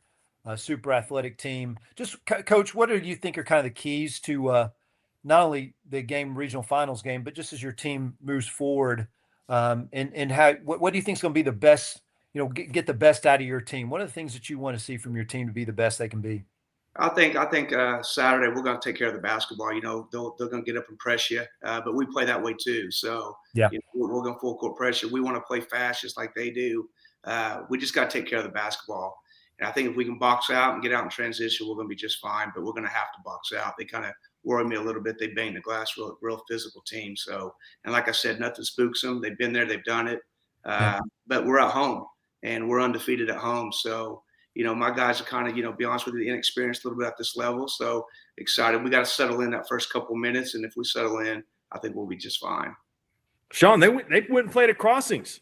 They took on your guys. Played my guys, man. It was tough too. I know you guys played them well. So, and what do you, Maddox, real quick? I just want to ask you. You guys have played a schedule is pretty good, and playing a team like Crossings in a much larger class, some great athletes, some great guard play. What'd you learn from that experience playing some teams that are really good? And what'd you learn? And how's that going to help you as you move forward in the playoffs? I mean, I feel like they were just a lot more athletic than us, and that helped us. That's going to help us throughout the playoffs because we're going to face more athletic teams. They're just like a really good, skilled basketball team. Cameron, how's it playing for Dad? I got to ask. Yeah, go ahead. I've got a son that's a freshman. What's that father-son relationship like? I mean, obviously we butt heads a little bit in practice, but other than that, it's been good. That's awesome. Enjoy it. Both of you enjoy it. That's pretty cool. Cameron, tell me a little bit about what the community of Glencoe is like playing there and the support for the basketball team. You know, I mean, we just feel really loved when everybody comes to the games, cheers loudly for us, and just like they have our back 24/7. No matter what we do, where we're going, who we play, they're always there for us. Hey, I'll tell you what, the Wesleyan Christian team that you guys played on Tuesday night, that's not a bad team either. I mean, that was a tough test. They had 20 wins coming into that game too. And so that was, I think, definitely a good a good test to have in the first round of regionals. But yeah, last time that you guys are gonna get to play in the gym this year, so I'm sure that's special for you guys. Class B boys is really good. I mean, this year It it's got a is. lot of good teams in this. How do you kind of handicap the field, and what have you seen, Garrett, from some of the teams that you all have faced this year? You all have played up a lot and played some competition above your class. Yeah. We played Washington, we played Kellyville, we played Carlson Christian, we played Frontier 3 times, and I think that's prepared us for some of these better teams like Wilson as far as the speed of the game and the physicality of it. But yeah, Class B's loaded. This is my first year coaching, and it seems like we're undersized in every single game, and so we just work really hard, play really fast, and try to get out in transition and score quick. And our best offense is no offense. So, but it's loaded. This side of the bracket, man. Westland Christian, I'll be honest with you, everybody I talked to, reached out to me and said, you better be careful. They're good. And they gave us a heck of a game. So we got our hands full on Saturday night with Wilson, but I think we're ready to go. That's outstanding. You guys, tell me, for the players, I know you guys are playing at home. You guys have any superstitions? Anything that you all do a routine before the game? Put lotion on for every game. we got one that puts lotion on for every game. Anybody else? No. Is that Jergens? What kind of Cocoa butter. Bath and Body Works, he said. Like scented? Yes, he likes scented. Nobody wants to guard a scented man, that's for sure. So. That's who I want to sit next to on the bus. I mean, he's going to smell good. So don't tell Wilson that we're wearing scented. That's right. Well, congratulations on being the best smelling team in Class B. Maybe you guys could be the best playing team in Class B here in a couple weeks. So I've really enjoyed following you all this season, and I know you got a ton of passion in the community. So we're ready to see more from this journey. So we appreciate your time tonight, guys. I appreciate you guys having us on. Best of luck to you guys. Thanks a lot. All right. I mean, hey, there's nothing wrong with putting a little lotion on, right? I mean, Hey. Maybe it makes you a little slick, can't really grab you, I mean, Right. there could be some benefits. There you go. I'm going to bet that Brady Hamer doesn't put lotion on before games. I have a feeling it's not happening. You want to bring him on next? Was that a Let's good do it. cue in? that was good. Good cue. Okay. What's First up, Coach? question there. Brady. Just on my forehead. What's happening? Yeah, you That's don't want awesome. that peeling up there. Right. That's not a good situation. So you've got Lydia Nichols and Katie Griffith with you tonight. So tell us a little bit about them. And of course, you all are no stranger to making it to the state tournament. You've been there 5 times in a row. Coach, you got 7 state championships, which is incredible. But give me a scouting report on your 2 tonight. Yeah, Lindley and Katie have been with our program a long time. I actually coach both of their moms, and so I've been here a long time. And they've been dreaming about these opportunities. They've been there for the last 3 years at the state tournament, and they want to do it again. It's hard to go home if you're like a little bit upset with Coach, because your mom can say, "Oh yeah, I know all about that," right? I mean, you all get any sympathy when you go to the house if you've had a bad practice? Yeah. That's awesome. You guys, y'all are 17-9, but I mean the schedule is incredible. You brutal. all face some really, really good teams. Is that I know you want to win every game, but as players, do you guys recognize what has happened in those losses and what you need to do to overcome when you're playing more like competition? Yeah, definitely. I mean, every loss has been a learning lesson for us. That we have, like, our schedule has been one of the toughest schedules that we've ever played, and I think from every loss that we've learned things that we need to fix, like just small things really. But I think from then and now, like, we have grown a lot. It's not losses, it's learning, right? Yes. Exactly. Coach, you've been there a while. What a great tradition there at Sealing as well. Like it's just tremendous. But every season's unique. I'm just curious, what are some things that you feel like, the kind of the keys for your team is not only in regional finals, but as you move forward in this playoffs, what are the things that you're really focusing on that your team's got to be really great at to be their best? Yeah, it always has been, and the girls will tell you that. Defense is number one with us, and they've worked extremely hard. These are only 2 starters we had back from last year, and so we have 3 young players they're getting really their first experience in big games, and like I said, they've worked their tail off to get better on defense, and like I said, we're super excited about kind of where we're at right now. Yeah. Ladies, growing up in a small town, there's nothing better in Oklahoma. I think it's just amazing. We've asked this question a lot of some smaller school kids. You guys growing up there, you used to look up to those young ladies who were the great players. Now you're the ones that those young girls in Sealing are looking up to, those future Lady Wildcats. What does that feel like now being the ones that everybody's looking up to, and what do you love about the small town feel there in Sealing? It feels really good. I was actually just sitting here looking at this picture in front of us, and it has the just tradition of Lady Cat basketball. And I remember sitting in those stands, the four Pete, and watching them, and just going like, I want to do that one day. And then now playing on the court, knowing that there are those girls out there who are looking at us and saying, I want to be like them one day. And just to know that community's there for us, it means a lot. That's awesome. Once this group gets to state, and I'm not only talking about Brady's teams, but I'm talking about the ones before him. They don't lose very often. 39-15 record at the state tournament is as good as there is, boys or girls, in terms of winning percentage. Maybe a few out there that could rival them, but not many in terms of that. Brady, Impressive. Class A last year, Class B this year, does it matter? I mean, Western Oklahoma girls basketball is good. B, A, doesn't matter. Yeah, you're talking about our schedule. I think we've played like 17 or 18 of our games so far have been against ranked opponents, everywhere from 3A to 2A to A to B. And it's just basically everybody out here, it seems like, is good. And so it's been a grind, but it's been a good grind. And the girls have just talked about this. Man, they've learned so much from some of our close losses, and we've had several close losses against really good people. And like I said, I think they've learned and they've improved from each one, and I think that is going to pay off dividends. It kind of already has, and like I said, we're looking forward tomorrow for the same reason. Billy Tubbs used to say there's a game in a top 5 conference, like the Big 8 conference didn't matter. Like if they were playing a team out of conference, it was a top 5 conference. Hammond is kind of like a top 5 conference game. You guys beat them pretty good earlier this season, but they're defending state champs. They're coming into your building, which has got to be good for your girls to go out there one more last time at home. Talk about the rivalry, if there is one, between those two teams, that because they've had so much success.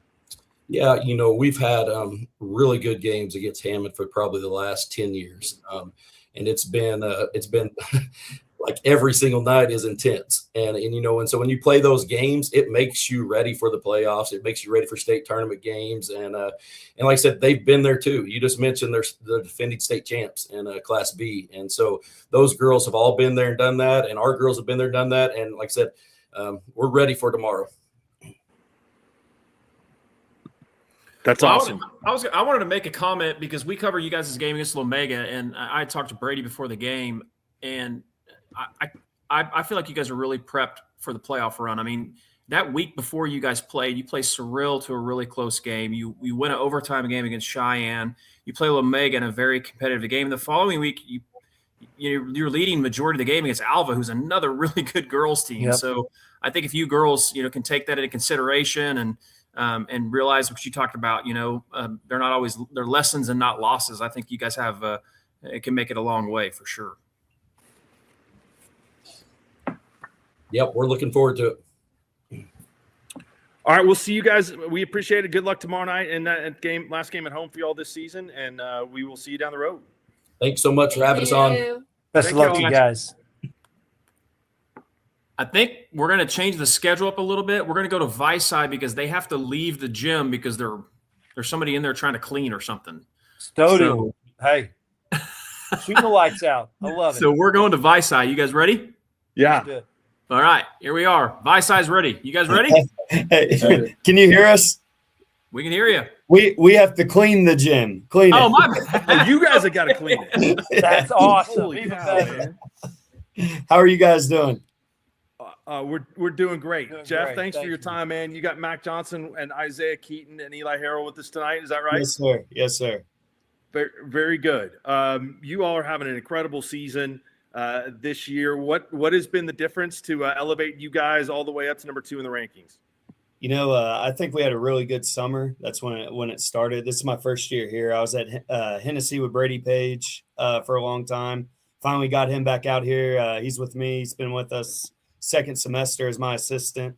And, you know, our guys put in a lot of work this summer. We went through summer camps and stuff. And then our style of play is just completely different than what it was in the previous years. And, you know, we get out and run and press, and they play very unselfish, and you know, it's worked out for us so far. You got that 3-2 put in then, Coach? Yeah, that's what, you know what? I don't know that it's a 3-2. I think it might be a 1-2. I don't know what it is either, and I've been coaching It's for 27 confusing, ain't years, it? so I think you're joining the rest of us. Yeah. It's awesome, whatever it is. Yes, sir. Yeah. Is the full court press 40 and the half court press 20? You know what? You have a scout it. I didn't know that. I didn't know that you're going to give our stuff away now. That's right. That's all David Page stuff. I mean, I can go out there and run it right now. Yes, sir. You know, David came out here about the guys they've been lucky. They've had Brady coming out here second semester has been awesome, and then David's came out to a practice and stuff and talked to the guys, and the Pages they've done great in Oklahoma for a long time, and you know Brady and I are best friends. I've learned a lot underneath him at Hennessy as an assistant, and you know, we went to a lot of state tournaments together and won a lot of games together. And you know, he's been my best friend for 9 years, so I'm glad he's over here with us now, and it's been a lot of fun. We're excited for the remainder of the season. Eli, 15 points, 14 rebounds. Is that right? Are your numbers going up since a couple weeks ago? Yes, sir. That 15 and 14 holding steady, or are you better? I'm hoping to get better. I had a couple games where I didn't quite do as good, but as long as we keep getting W's, I don't really care. It's a long bus trip. You used to be able to grab the book and add a couple of rebounds on the bus when the coach wasn't looking. So you get up to 18 or 19 a game. That's a good way to do it. Huddle now, man. Screwed that all up, didn't Yeah. Yeah, don't tell him. Well, we do our stuff electronically, so he can't do that. Yeah, I'm old grandpa. He doesn't know what he's talking about. Mac, you averaging 21 a game. Is that right? Yes, sir. You guys like to get up and down the floor? Oh, yeah. And you've beaten a bunch of teams all of your games have been double figures. You guys are doing a good job of distancing yourself. So tell us a little bit about your opponent coming up this week and what do you guys expect? Yeah.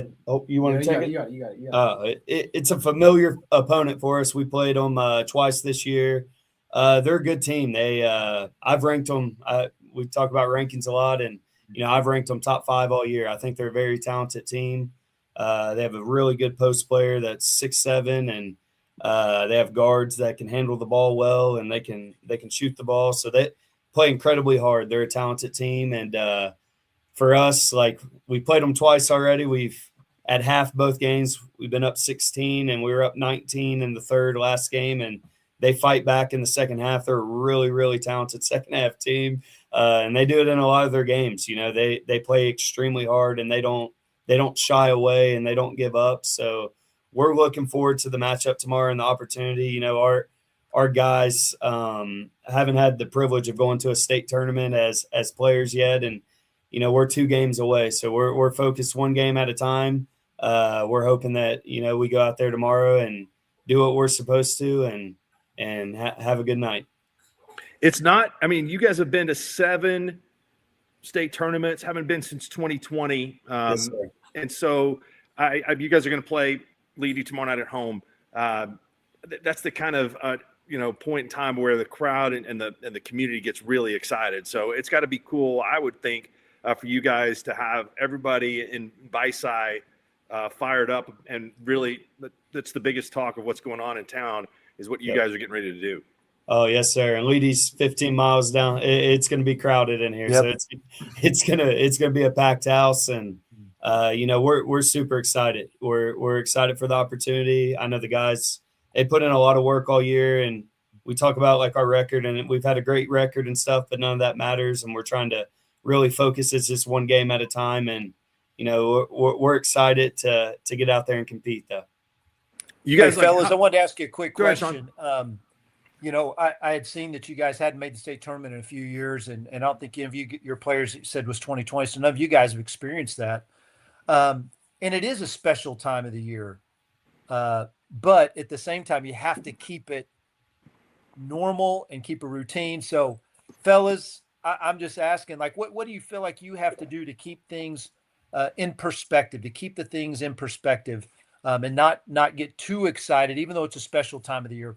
As players, what are you guys doing? What are you guys doing to make sure that happens? Go ahead, Isaac. Well, we just try to just focus, like Coach said, one game at a time. Don't overlook what we're doing. Just focus on who our next opponent is and not be too big-headed to think we're going to just automatically make it. We got to work on every single step to make sure that we're going to make it. It's awesome. So I've got to tell a memory about Visine. It goes really far back, so none of you kids are going to remember this, but I know Coach Terrell knows who Coach Hardaway is at Cashin. Yes, sir. Coach Hardaway's first coaching job was at Visine. Yep. And I went out to watch Hardaway coach his first game, and they were playing a guy by the name of Jordy Mercer, who played in Major League Baseball. Yep. My dad actually also happened to be officiating that game. And it's really out of control. Like, the game is going really in the bad direction for Visine, for John. And my dad runs by John and blows a whistle and calls a timeout. And John looks at my dad and was like, I didn't call a timeout. My dad goes, you need one. I talked to Jordy before I took the job out here. My superintendent coached Jordy at Tologa. Oh, nice. That's cool. Yeah, so big connection there. And, he told me exactly what everything I've heard. We have a great administration here and stuff. And I talked to Coach Hardaway. Funny story. He moved here from Cashin. So nice. So his mom taught at Cashin and moved here. So we went and scrimmaged over at Cashin over the break. So it was cool for him to go back and play some of the guys he grew up with. That's awesome. Did Jordy ever find out what that was? If that was a Bigfoot on his trail cam? Hey, I'm not sure about that. I'll ask him though. Yeah, his son plays with Brady's. Brady coaches our little GTA team in the city, and Jordy's son plays on that team. So I get to talk to him every now and then, and he's awesome. A good guy, really good guy. No lie, I think he had one on there. So, well, good luck. We found the missing footage. Let's go. Yeah, good luck to you guys. We appreciate it, and thanks. Who's got the mop? I think we're gonna have Eli do it tonight.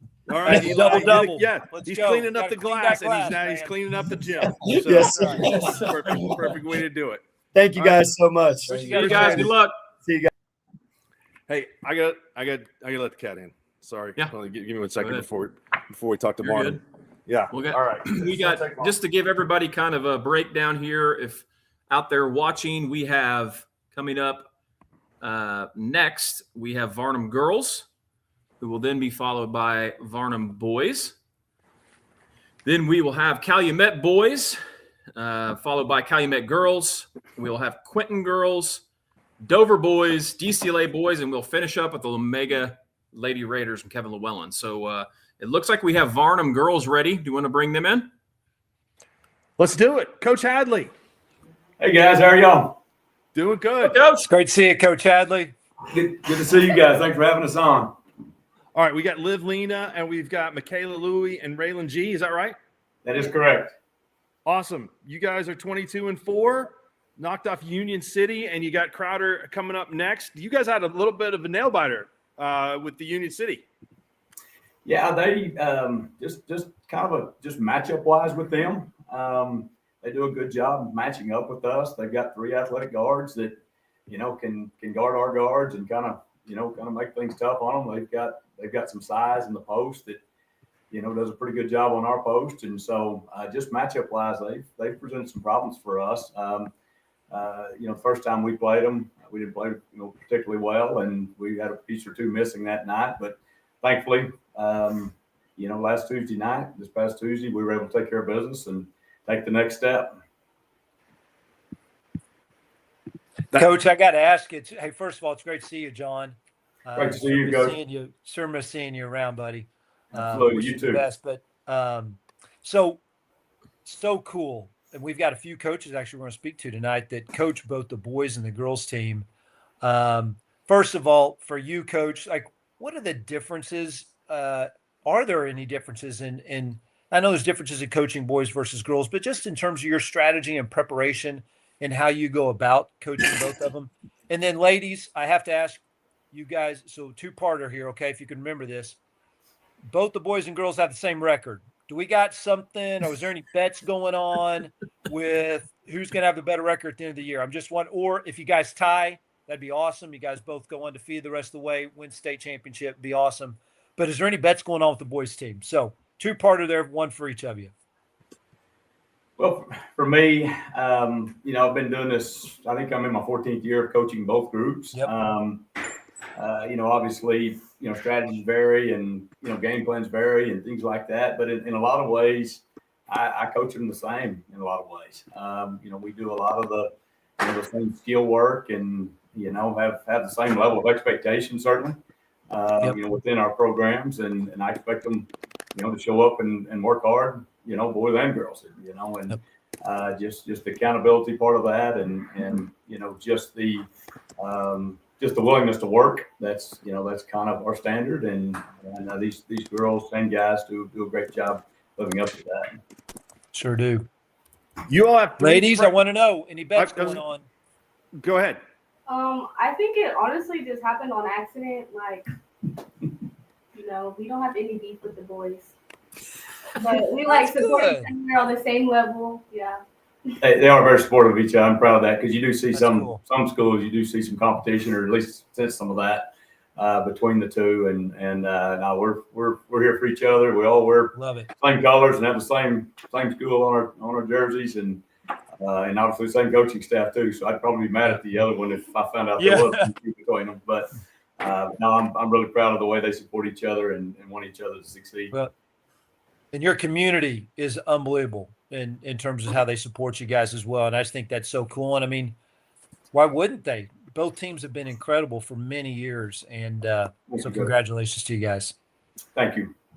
Liv's one of 3 freshman starters on the team. So I assume the other 2 are upperclassmen. What's it like having such a young team? I asked Liv that and then Coach Hadley. Coming from such a young team to be a starter, it feels great because we've grown throughout the season. We're still growing as we keep going. I'm very proud of my team, how far we came. It feels really good to come from a young team and to represent each other and to keep growing. Great answer. Yeah.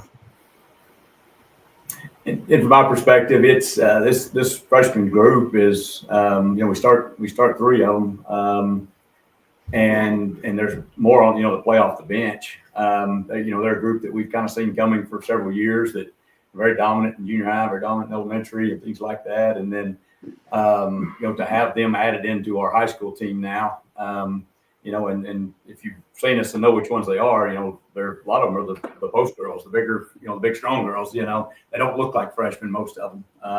For the most part, a lot of them don't play like freshmen. And so, but mixing them, getting them, and mixing them with our sophomores that's got a year of experience, and then our, some of our older guards and forwards that have been with us for several years and been through the program, and have had some high school experience. I was a little worried about that team dynamic coming into the season.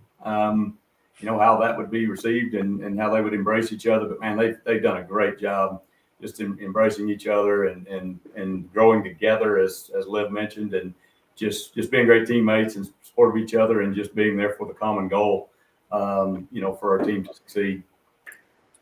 Well, Coach, I just think kudos to you. I've seen that from you for many years, and you've had several teams, boys and girls, have had freshman starters. I think that says a lot about you as a coach with the development that you have from your elementary to middle school. So kudos to you, Coach. I think the world of you. But one final question, Coach, for you. Man, your class is tough. There's some really good teams. What do you feel like are the things that you've got your girls team has to do well for you guys to be your best? I tell them regularly, things that make us good on a daily basis don't change day to day or game to game. we've got to do the little things right. We've got to win the battle in the paint, and we have the physical ability to do that. Yeah. Our guard play needs to play at a high level. We need to limit our turnovers. We need to shoot the ball at a decent rate. We need to make free throws. That's at times we've been a little bit up and down with that, and at times have been a little up and down with some of our performances overall. And I think some of that is the youth of this team. Yeah. Michaela sitting here is a sophomore. So we talked about the freshman class. Well, she plays a big role as a sophomore even, and so we've got juniors and seniors again that have been part of this program that that played major roles for us. So we just, like I said, just try to bid our best on a daily basis and just try to stack days every day in practice and just whatever our weaknesses seem to be at that time, we're going to try to address those and try to get better at those and hopefully at the end be playing our best ball. That's right. Is this the first year you guys have had that Whip It mascot? No, we've had one before, but it was less than attractive. It was kind of hard to, kind of funny looking, and so we didn't wear it a lot. And then we didn't have anybody that just really loved doing it because it's hot and it's kind of a grind and things like that. But the young lady we've got in there this year, she's a stud at it. She loves it, and the kids love her. Awesome. And, I saw her Big Dog, an opponent coach before the game the other day. She stuck her hand up, gave him 5, and he stuck his up, and she just walked off. She messed with the opponent's assistant coach the other day. So I thought that was pretty funny as well. That's awesome. I go to some gyms from time to time to crank that heater up, and you don't need the heater to be cranked up in that suit for it to be hot. So it is. You said kind of hot. It's hot. It's real hot. It's hot, no doubt about it. That's why I appreciate. It takes all of us to be successful, and she's, even her does a great job for us. Right. Thanks, girls. We're gonna let the guys come in. Glad there's no rivalry, so there won't be any problems as we make the switch. So good luck to y'all. That's right. Thank you. Best of luck, ladies. We will bring them back when the boys hop in. I can see them making their way in now. So 17th year as the coach of the boys at Barnum, and also graduate of Barnum too. Mm-hmm. He's done a really good job. I remember there. when he took over, when he stepped in and took the girls. I'm like, dude, I remember talking to him about that. That's just amazing. Yeah. So much work that he and those guys are putting in that are doing the same thing. And then of course, a state championship for Coach Hadley there. The girls' last state tournament appearance was in 2023, and the boys was in 2024. And so, it's a little bit strange not to see them at the state tournament last year, at least one of the two. So, sure that both are trying to be there, both seated in the top 8 to get back this season. You ready to bring in the boys? Let's do it. Oh, look at them. They're repping the gear. I love it. They got the Skordle shirts on. John Matkins, Dason Hadley, and Devin Fulbright joining Coach Hadley. And so I got to ask Dason first. Do you have a constant green light? Do you get to shoot all the time, or does your dad put?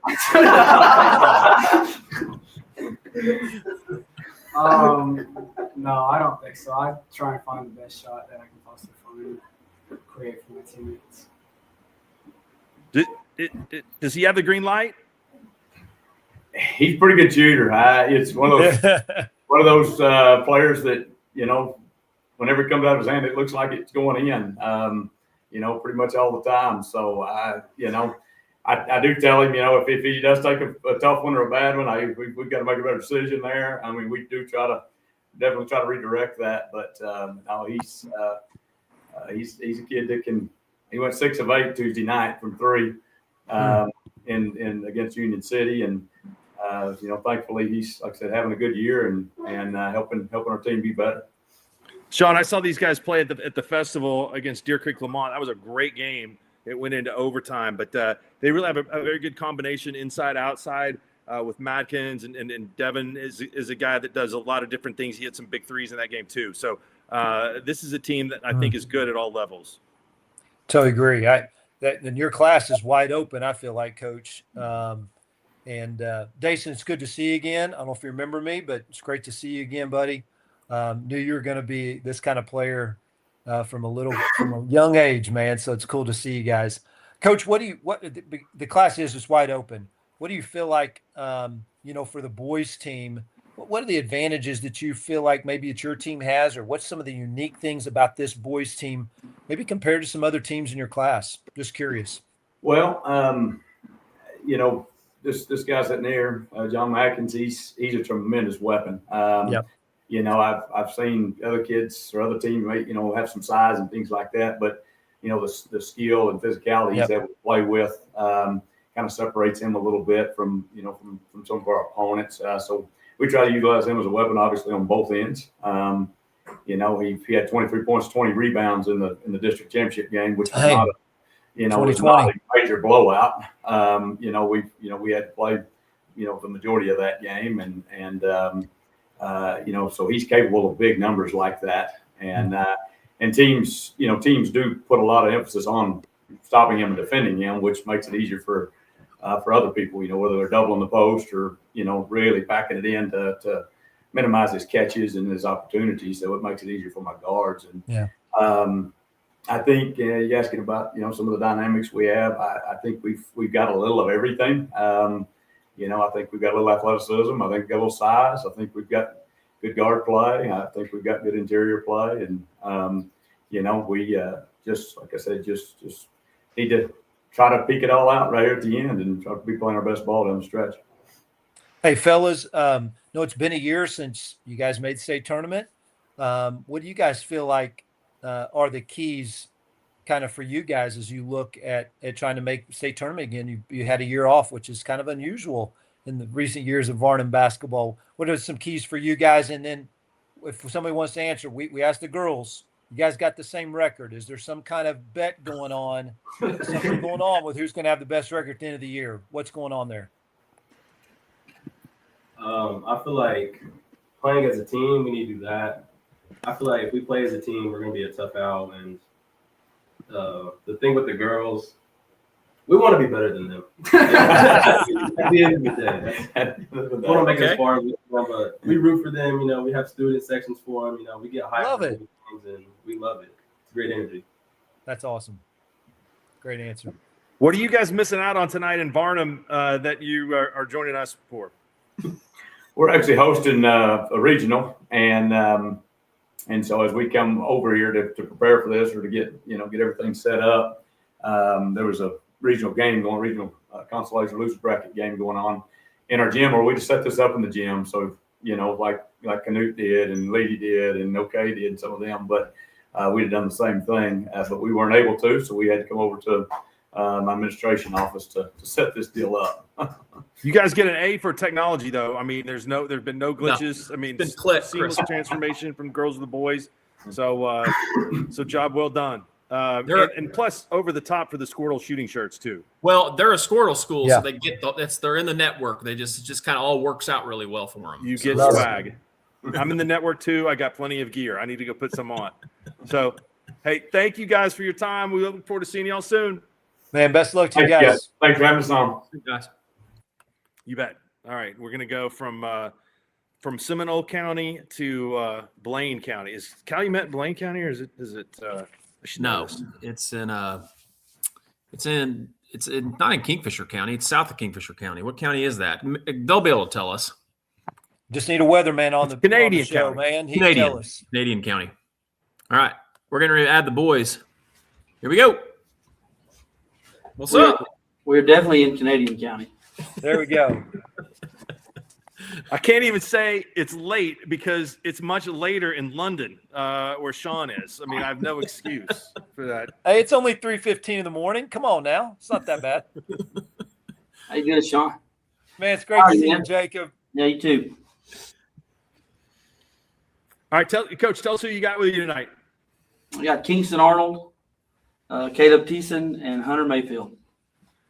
Guys, how are y'all doing? I like the background there. You've got your media savvy. You guys are big time. Obviously, winning state championships, you got to have the media background there for you. So, you guys got a little bit of travel to take. You guys got Balco Forgan and going out to Shattuck. So, tell us a little bit about what your opponent brings to the table. Well, we watched them. We've got to watch them play now a few times. Personally, I went and watched them play in the Skordle shootout. We watched them play Cimarron. They're a pretty physical team. Offensive rebound, I think, is what they do the best. So we're going to do our best maybe to get them blocked out. Coach, it's great to see you again, man. See you. Miss getting to see you in Oklahoma, but you've had a great man. You've done a great job there in Calumet and had some great teams and stuff like that. But every year is a little different. What makes this year's team unique and special? We were finally coming off a state championship win, so having have that target on our back every night. This year we started the year out with one of our better players and got him back at Christmas. So just guys learning new roles. We lost a good senior last year, so just trying to get all the pieces to fit back together. What has it been like, having won that state championship? I mean, because it is every year is different. How have you guys handled that? How have you had to handle that as a coach? Well, this year is a little different too because we've been at the door in baseball and in basketball. A few years. I don't know, 4 or 5 runner-ups in baseball. It felt like in a row too. So this year, we won the fall state championship in baseball. These guys were all on the team and punched through on that. Being motivated early in the year is always a problem. And I think, like this year, we didn't talk about it much as a team, but, just every game, night in and night out after, being at playing at such high volume games and high pressure games, and then just going to Tuesday to a conference game, doesn't seem near as important. So, these guys are good competitors and they do show up and play hard every night, but, just feel like you're keeping that competitive edge going. We've really been trying to stir the pot between the boys and girls teams. That's that right. we've had both of them on the show tonight. So no Mayfield can answer this question. I want to ask Kingston and Caleb, who wins in a 3-point shooting contest between Jacob and Hayden? Sorry. Oh, Hayden beats him. I know the Mayfields are very competitive. I mean, so I'm not saying that Hayden isn't. I mean, so. Hayden's not beating me at anything. Yeah, that's right. There we go. I put my money on Jake. I put my money on Jacob. She's not there yet. She can't shoot that good. She'll work at it hard enough. She's not gonna like that answer, but if you're shooting 15, somebody's going to need to probably make 14 to win. Well, that's definitely me again. That's probably the number. I love the confidence, Coach. Tell us, is there pressure? What's it like this season being different and after having done it, knowing that, you're going back in a class that's got a lot of good teams, some of the same teams that you guys saw a year ago too? Well, I just think coming into this year that defending our title, obviously, we got to go out and compete every game, play at a high level. So that's kind of what we try to do and really focus on our game, not so much who we're playing against. We got to focus on us first. I wanted to ask you guys. You guys have, knew you won a state title last year, and then in baseball this year. What are the things you've learned? Because it's a new team, but you can also learn some things from those championship teams. What are some things that you guys have learned? I know you're part of it, but what are some things that you guys have learned that are going to help you for this year?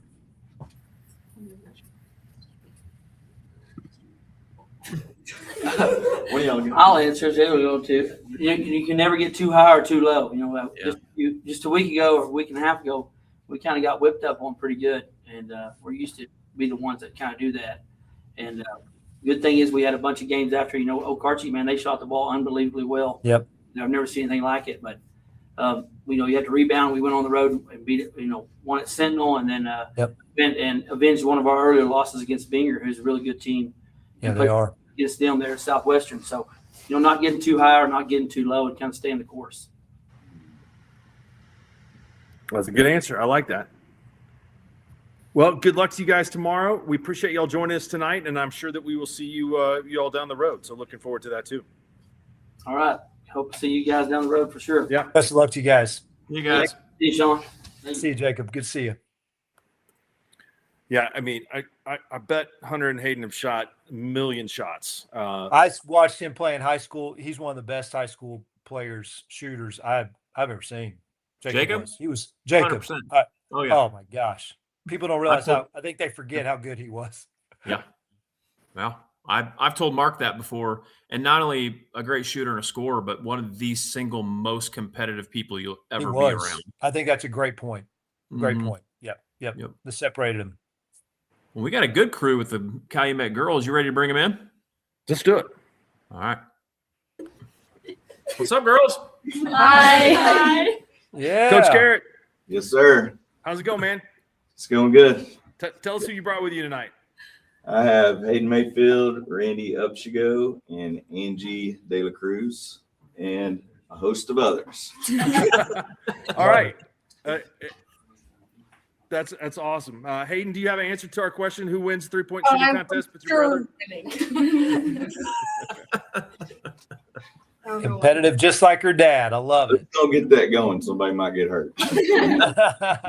You played a lot of basketball. What's it like being a freshman at the varsity level? Adam and I called your game against Okarche the other night, and I mean, it's certainly you definitely don't play like a freshman out there. Oh, it's just so fun having like my teammates that are older. They help me so much with everything that I do, and I just love playing with them.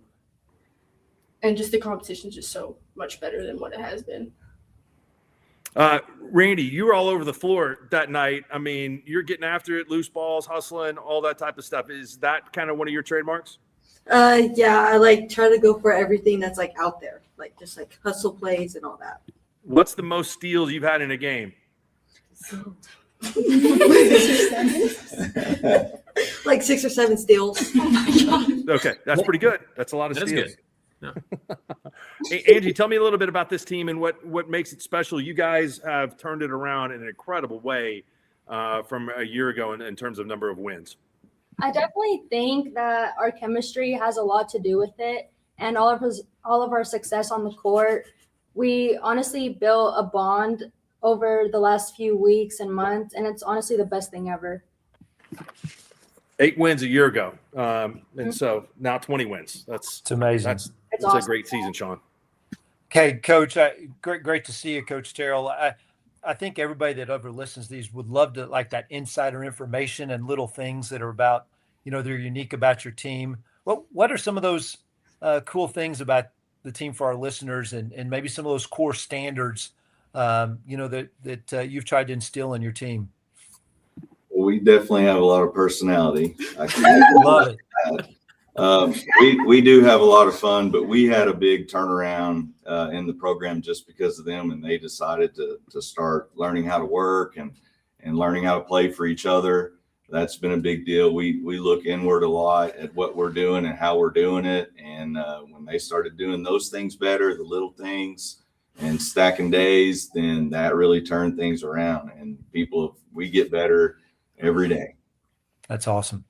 Ladies, John, I'd love to hear your coach talk about some of those little things. And I'd love to hear maybe some shout outs to some of your teammates who do those little things. And what are those little things that they do?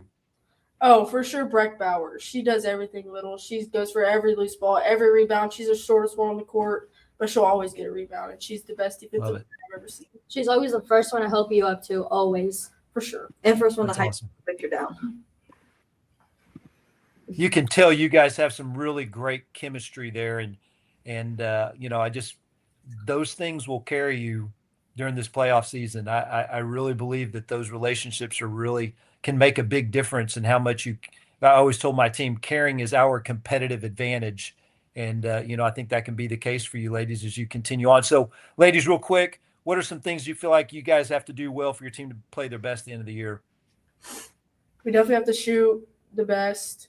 We have to play together, play with space, and play with lots of confidence. We definitely have to take it one game at a time and just trust each other and play like we have nothing to lose and everything to prove. So much energy. I love it. Now, is one of you Mr. Voss's daughter? I am. Do you get your basketball talents from him? I think that me and Brendan are actually better than him, but good. Well, I played against your dad in high school. He was a good athlete, so whatever he tells you, he's actually telling you the truth. She's not believing you. Yeah, he tells me a lot. He's a talker for sure. he was never on the good end of any of those battles, but he was a good player. So Yeah. Coach Garrett, good luck trying to get back to state tournament for the first time since 2020. Hey, your team got a lot of personality, so you don't ever have to worry about that. Yeah. They got the MVP of the personalities tonight. Yeah, I hope you guys get to see us keep playing for a while. All right. Good luck, Coach y'all. Garrett got a great crew. Best of luck to you. Thank you. Good luck, ladies. Ah, that was very nice. They thanked us. Man, they all they're thanked us awesome. in unison. they were. Man, we could Clay- have talked to them for a while. That was awesome. Yeah. Quentin girls are going to have to really bring it. Are they next? I'm sure they will. We're crisscrossing different We're parts of going the all state. the way to the other corner That's of right. the state. Man, we're going all over the place. I love it. What's up, Clay? What's up, guys? Can y'all hear us? Loud and clear. There we go. You and Luke kind of traded spots. Luke said something earlier tonight. I don't know if we can repeat from moving from the east to the west, but you moved from the west back to the east. So more trees for you. You like the trees now? Yeah, I mean, this is home for me. It's back kind of close to where I grew up, and so when he took the Red Oak job and I took the Hammond job, we literally swapped at that point too. So you're right. Yeah. How can you tell when you're in Roland and when you're in Muldrow? How do you know? I guess when you see the school, I don't know. When you go over, like one side of the street is Roland, one side is Muldrow. Is that right? Kind of. It's pretty Kind of, close. okay. Yeah. Yeah, it's okay. As an outsider, it feels that way to me. You guys at the TOC this year, I know you've had some injury issues on this team, 16-11, and played an incredibly tough schedule. Brutal. So, Clay, tell us about your team's health right now and how you guys are playing going in.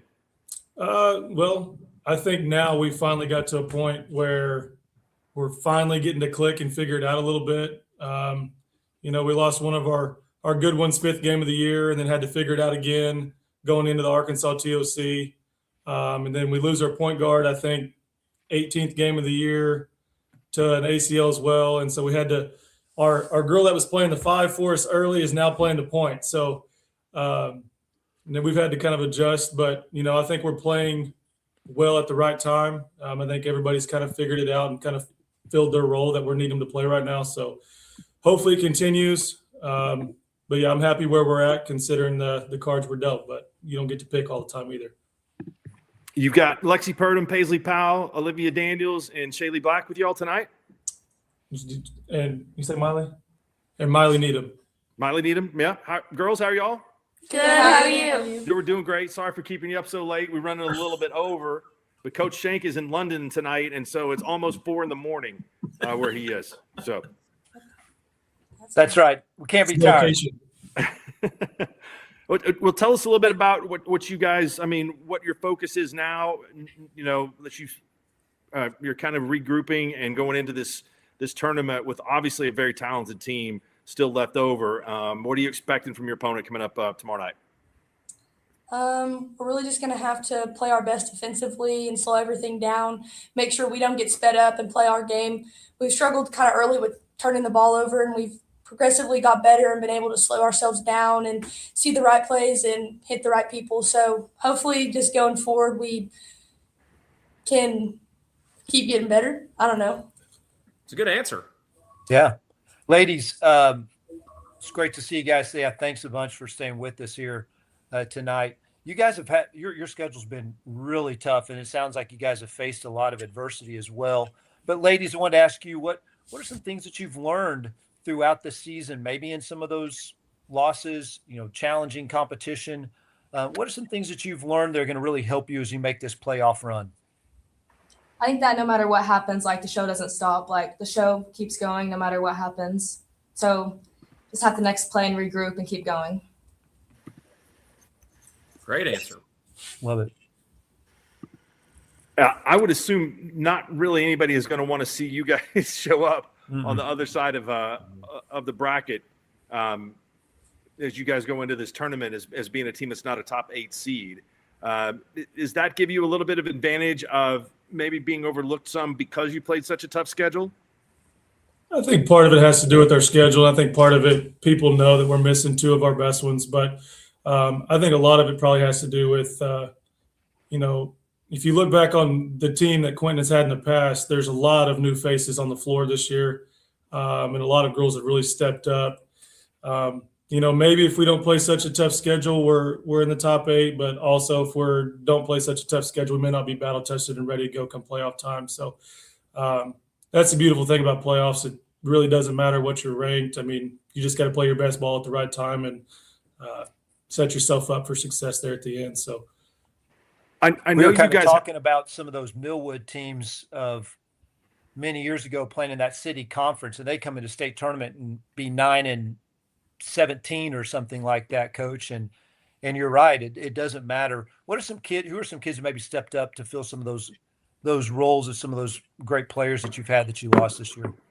Man, I think it's just been a collection of like everybody. Like we've had multiple girls do different things every night. We've had one of our sophomores score 28 and another one score 17 the same night. And then the next night we'll have somebody else, add 15 or 16. And it's kind of been a collection of just kind of that's awesome. Who's hot. And, I think one night might have been against Beggs. We had 4 girls with a double-double. So wow.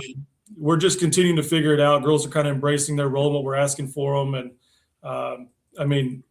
they play so hard. It's one of those deals. I've talked to my assistant, we're kind of one of those catch-22 teams. Like you have no idea who's gonna steal the show that night, so to speak. But they're extremely resilient, adaptable, obviously. So we're just trying to stay hooked up. Ladies, that'll make you dangerous. So stay with it. It'll make you dangerous. Good luck to y'all. You guys got Allen tomorrow night, a team that went to the state tournament a year ago, and I'm sure you all are familiar with a lot of those girls. So best of luck to y'all, and we will we'll check in again with y'all soon. Yeah, appreciate it. Thanks, guys. Thank you. Yeah, that's a good squad. Yeah, they're good. Yep. He's had. I knew they had the one girl that went down early. I didn't know they lost a second girl. Oh my gosh. They were actually. I knew they were in the TOC. Yeah, and, well, they were supposed to I always play. try to keep up with that, and knew the one girl gone. I did not know they lost a second girl. Wow. Yeah, wow. They were supposed to play in our festival, Shenk, and they weren't. They had injuries and some other stuff, so they weren't even able to travel over and play in our festival this year. So hopefully they'll come next year, though, with the youth they have on that team. He's done a heck of a job, man. Yeah. All right. Do we want to talk to the man, the myth, the legend, Jared Reese? Let's do it. Oh my goodness. The second best. Oops, that's not Jared Reese. That's Kevin Llewellyn. Hi, Kevin. Hey, Kevin. Take him as well. Here, I'll get Jared in here in a second.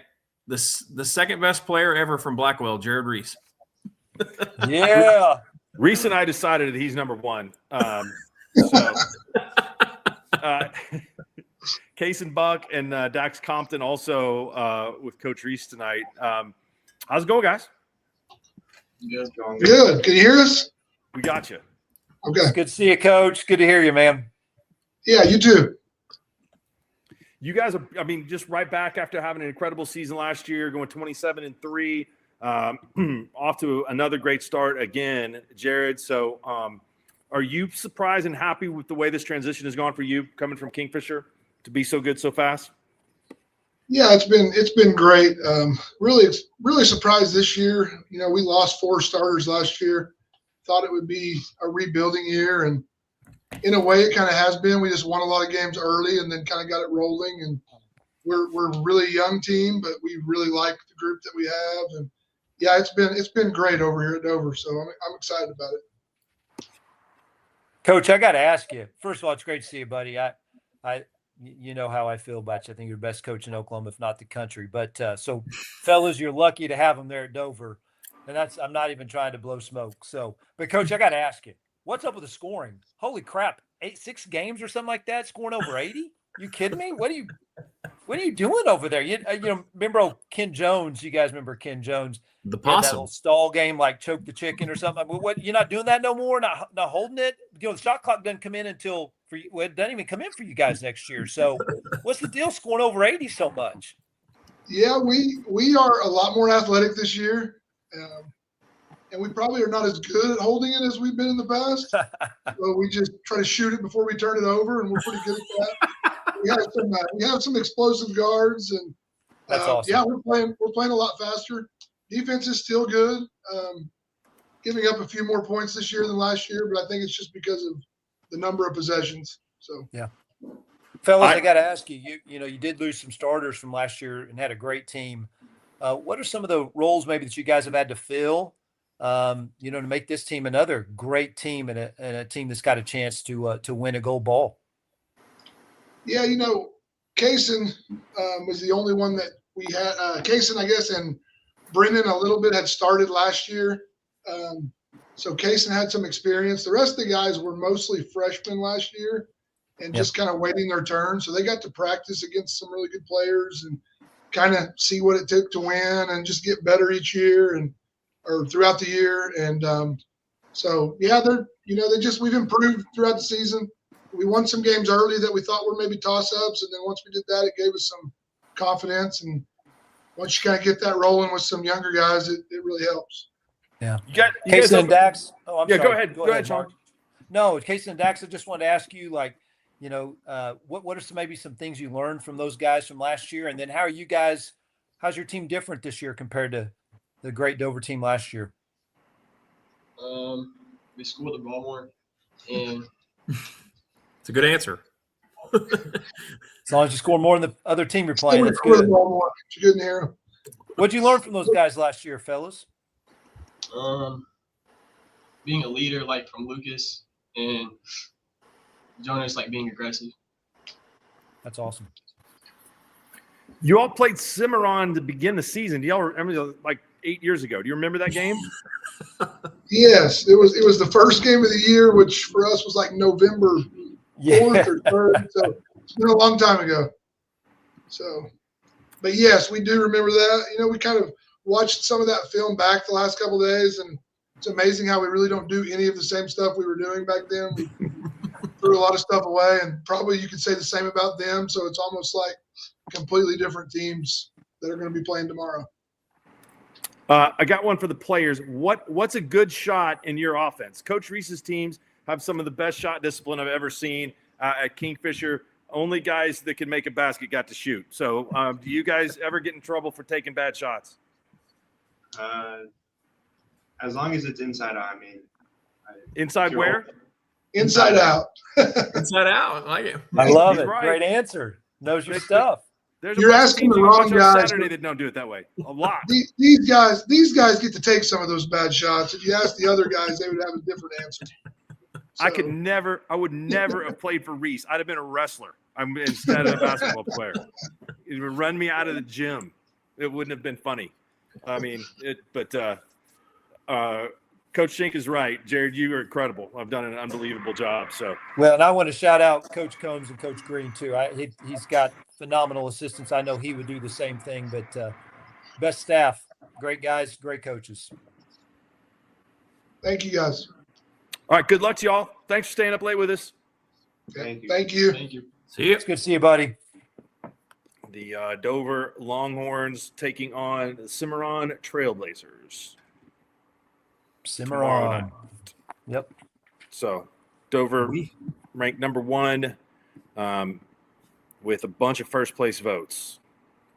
50 of the 56 in the final poll. And they took a loss late in the year to Wacomas that was kind of interesting. But that Wacomas team, I think there were a lot of people shocked about that. But I've seen that Wacomas team play. That's a good team. They're athletic, team. If I'm not mistaken. Pretty athletic team. Yeah. You got some big kids, and obviously when you get beat like that, you probably aren't playing. You probably didn't play a very good game too at the same time. But I don't think that's a bad thing. When you've won a bunch of games. So totally agree. Man, it's hard to go undefeated, fellas. And I've never done it, but I know that some people have, and it is hard. So sometimes getting that out of the way, and then I think they followed that up with another loss to the Whippets. Was it O'Keene, maybe? O'Keene, yep. Mm-hmm. Is that right? Something like that. Yep. So those things can actually, again, can those losses be learning opportunities and maybe refocus, recalibrate your team? And knowing Coach Reese, I'm sure they used it that way. Well, you ready to bring in DCLA and Coach Jones? Let's do it. Hey, what up?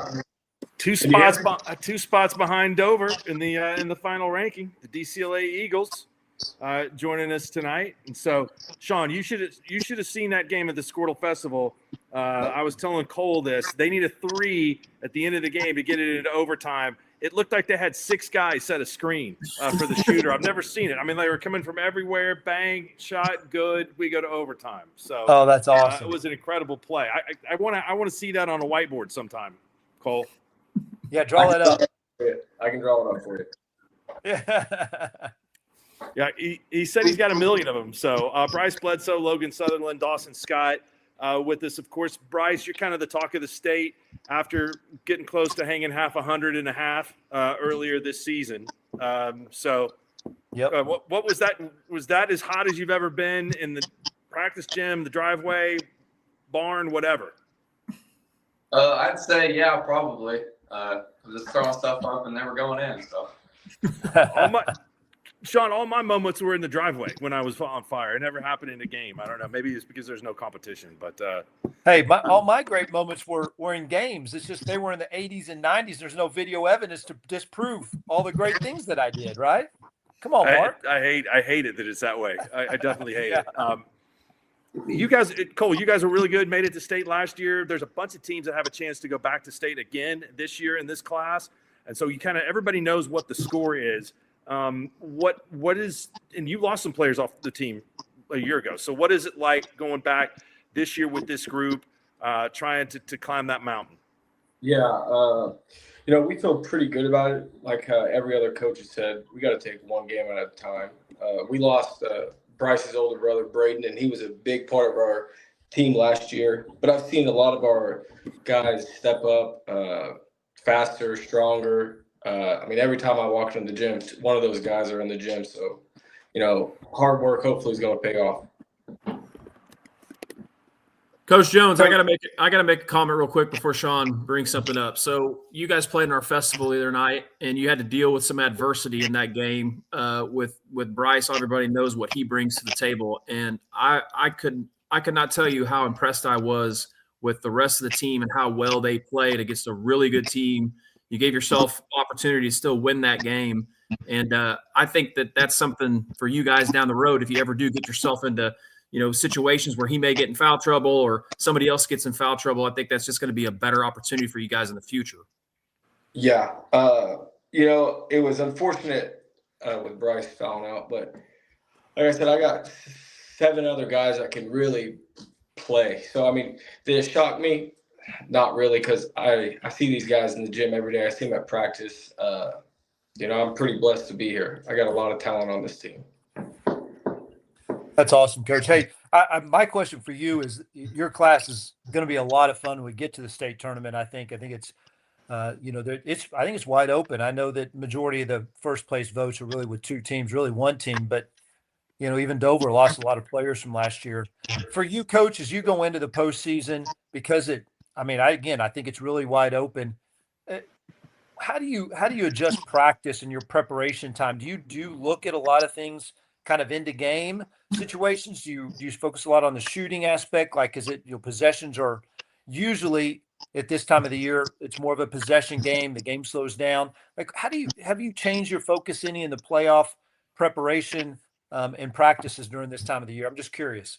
Yeah, I think you have to. When we first started, practice was 2 hours every day. Now when we're in the playoffs, we do a lot of we probably spend, what do you guys think, 30, 40 minutes every day shooting, going over set plays, going over how we're going to guard, brags this Saturday. So we only spend probably an hour and 15 minutes during the playoffs. We're in and out. Love to hear that. Players, hey, pretty cool being in small school Oklahoma. I'm just telling you, enjoy it. It's awesome. And I know the whole towns of Deer Creek and Lamont are excited to get to watch you guys and compete. How is it being the guys that all those little boys, those young guys are looking up to, that maybe you were doing the same thing when you were little kids? How is that being the ones that those younger guys are looking up to now? And what do you want to teach those young men? What do you want to show those young boys that are in the stands watching you guys play? You got it. It's a blessing definitely having like the little kids looking up to you, because I think all of us, whenever we were little kids, the kids in high school, we looked up to them a lot. And one thing I definitely like to teach them is just play with your heart and never take it for granted, because it goes by fast. Sure does. That's absolutely right on the money. Wise beyond your years. Yep. You guys, well, we wish you all the best of luck. That Braggs team is a state tournament team. Yep. So you guys have whenever they drew up the map, they said, "All right, Eagles, we're going to make you guys fly over to the other side of the state." So whatever it takes to get there to the big house. Yes, sir. That's right. All right. Hey, thank you all. We appreciate it. Thank you, guys. Best of luck to you guys.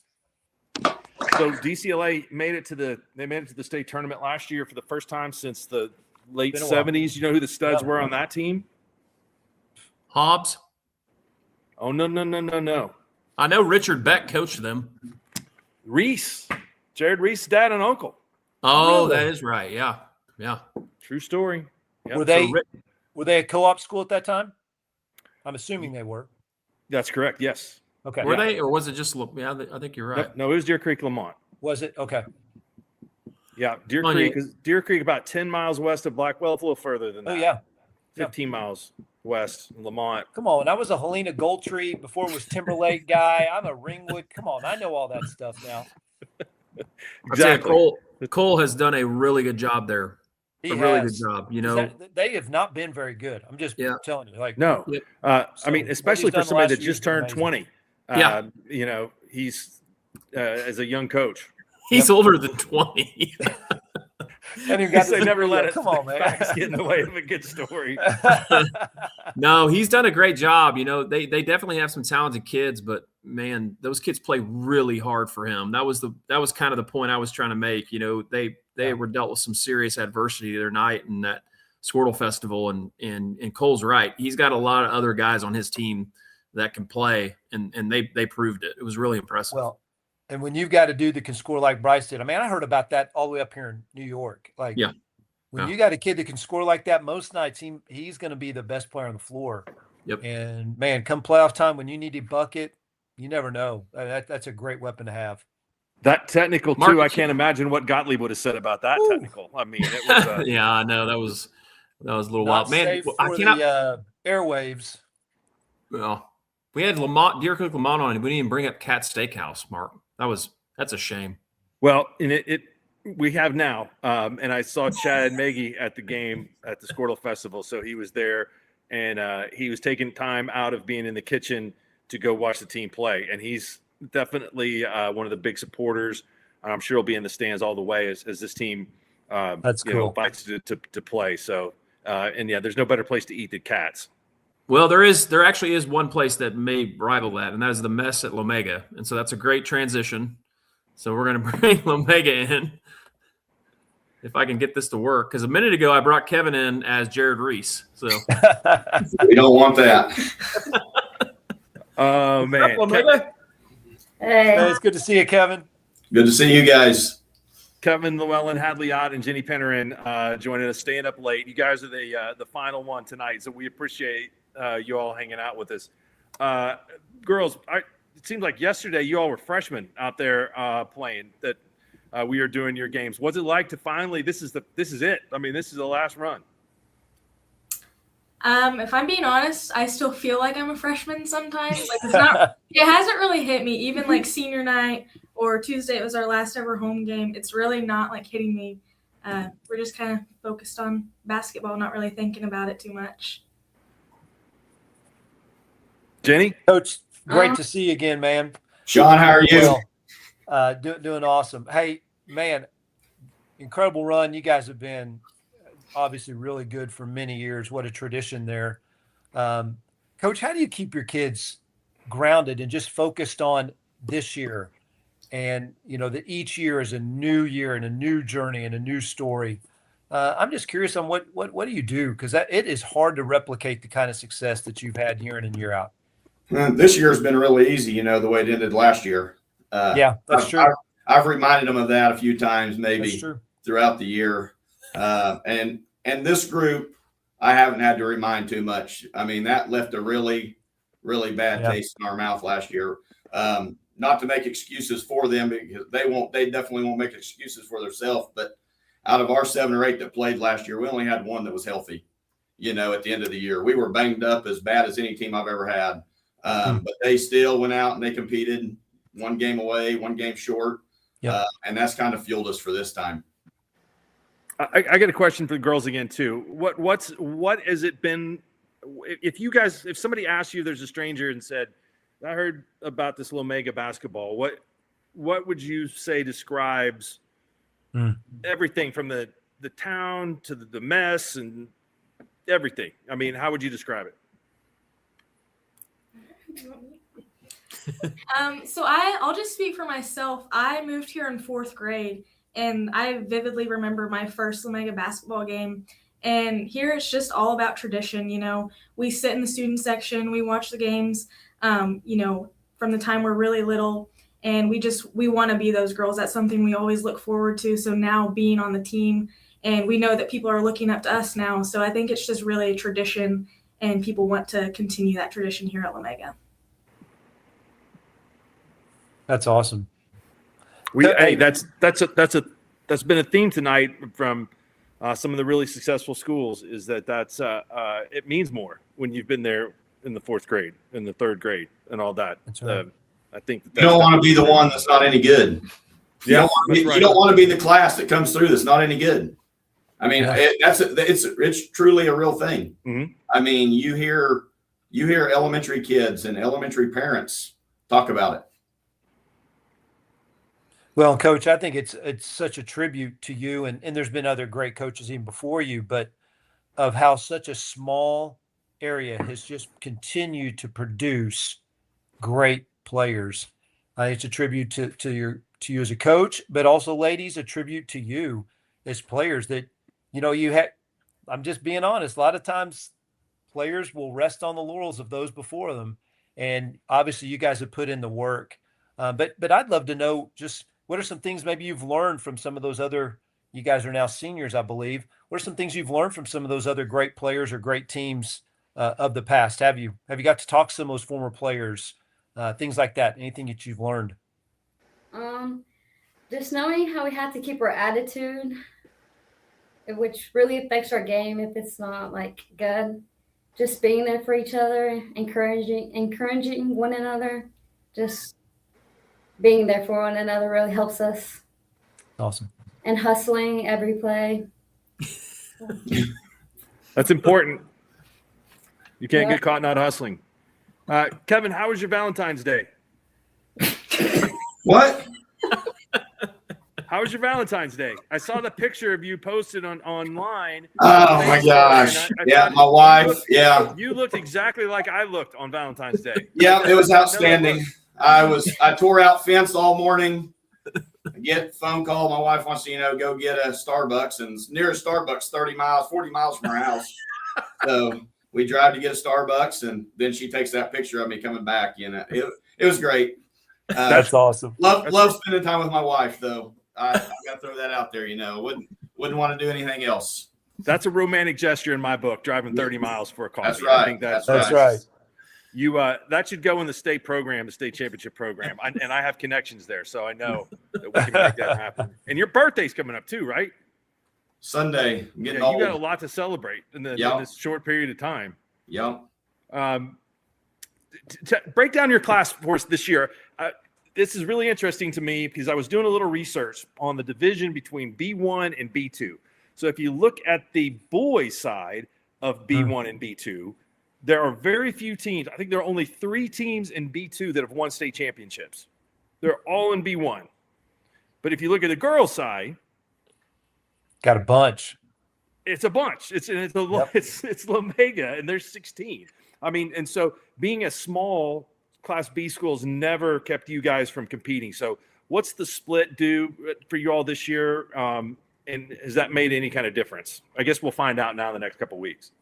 We'll find out. There's still, and I was on the committee that did the split, and I'm not telling you I was for it completely, but the top end of both of them are still really, really good. I mean, you've got 7 or 8 teams in B1 and B2 both that are really, really good basketball teams, have a chance to win it. Maybe down the line a little bit, it weakened it a little bit, but not a whole bunch. I mean, it's going to be a fun weekend. Whoever makes it to the state tournament, there's going to be good basketball in B1 and B2 both. Sure is. I love the opportunity that it gives for more teams, especially like you mentioned in the boys' side, Mark. There are fewer in B2 that have won it, but man, the girls' split was, to me, in a lot of ways, you look at it as a no-brainer. It was going to be great basketball, no matter, and definitely gives a lot more teams opportunities. Yeah, I like that for sure. I like it for sure. Girls coach, thanks a lot. We'll see you all soon. We appreciate your time and look forward to what's coming up. Thank you, guys. Best of luck to you guys. Thank you. Shawn, you're a warrior. That was a marathon. No idea how you did this. That's amazing. Dude, I'm so happy I got to do this, guys. This is awesome. No, you're awesome tonight too. Thanks for everything that you added. I mean, it's great to have a coach of your caliber on here to talk to everybody and do it from across the pond. That's across fantastic. the pond, as they say. That's right. There you go. That's good. I've had my share of fish and chips, fellas. It's pretty good. Are you staying in or hanging on every moment of this royal arrest over there? I assume that's a pretty big deal. We thankfully actually saw Buckingham Palace 2 days ago. Well, what is today? It's now Saturday, I guess. So maybe it was actually 3. So what day did we see it? Wednesday. Before, because yesterday, Thursday, it was pretty chaotic down there at Buckingham Palace. So thankfully we got to see it and change the guard before all that chaos happened. Yeah. Good. Are you going to bed? What are you going to do now? It's like 7 a.m. I'll have to get up here soon, probably. I don't, the flight going back is a little bit longer, I guess, because you're going, into the trade winds. So I'll be able to sleep. I'll be able to catch a little sleep on the way back. I'll be good. It's going to be the jet lag. It'll catch up to me, but I'll figure it out. I mean, this is part of coaching, right? I'm used to those all-nighters. This is my opportunity since I'm not coaching this year, right? Oh, no, that's awesome. Well, we're really glad you came on, Shawn. We really are. Yeah. I'm so Thank you guys. Mark and I think the world of you, and you put a lot into your teams and your coaching, and I know, man, you were quick to reply back to me whenever I shot you a text about helping out, and I know you care a lot about high school sports in Oklahoma, and we couldn't have had a better person on tonight to help us on the show. Too kind. Well, thank you guys, man. It's a pleasure, all mine. So thank you very much for asking me. And if you ever need somebody again, I'd love to do it again. So, all right, we got a lot of basketball now to play. So the talking is done. Tomorrow night, everybody will get after it. And so thanks, everybody, tuning in tonight. And we will see you with more coverage of high school sports as we head towards the state tournaments right here on Skordle.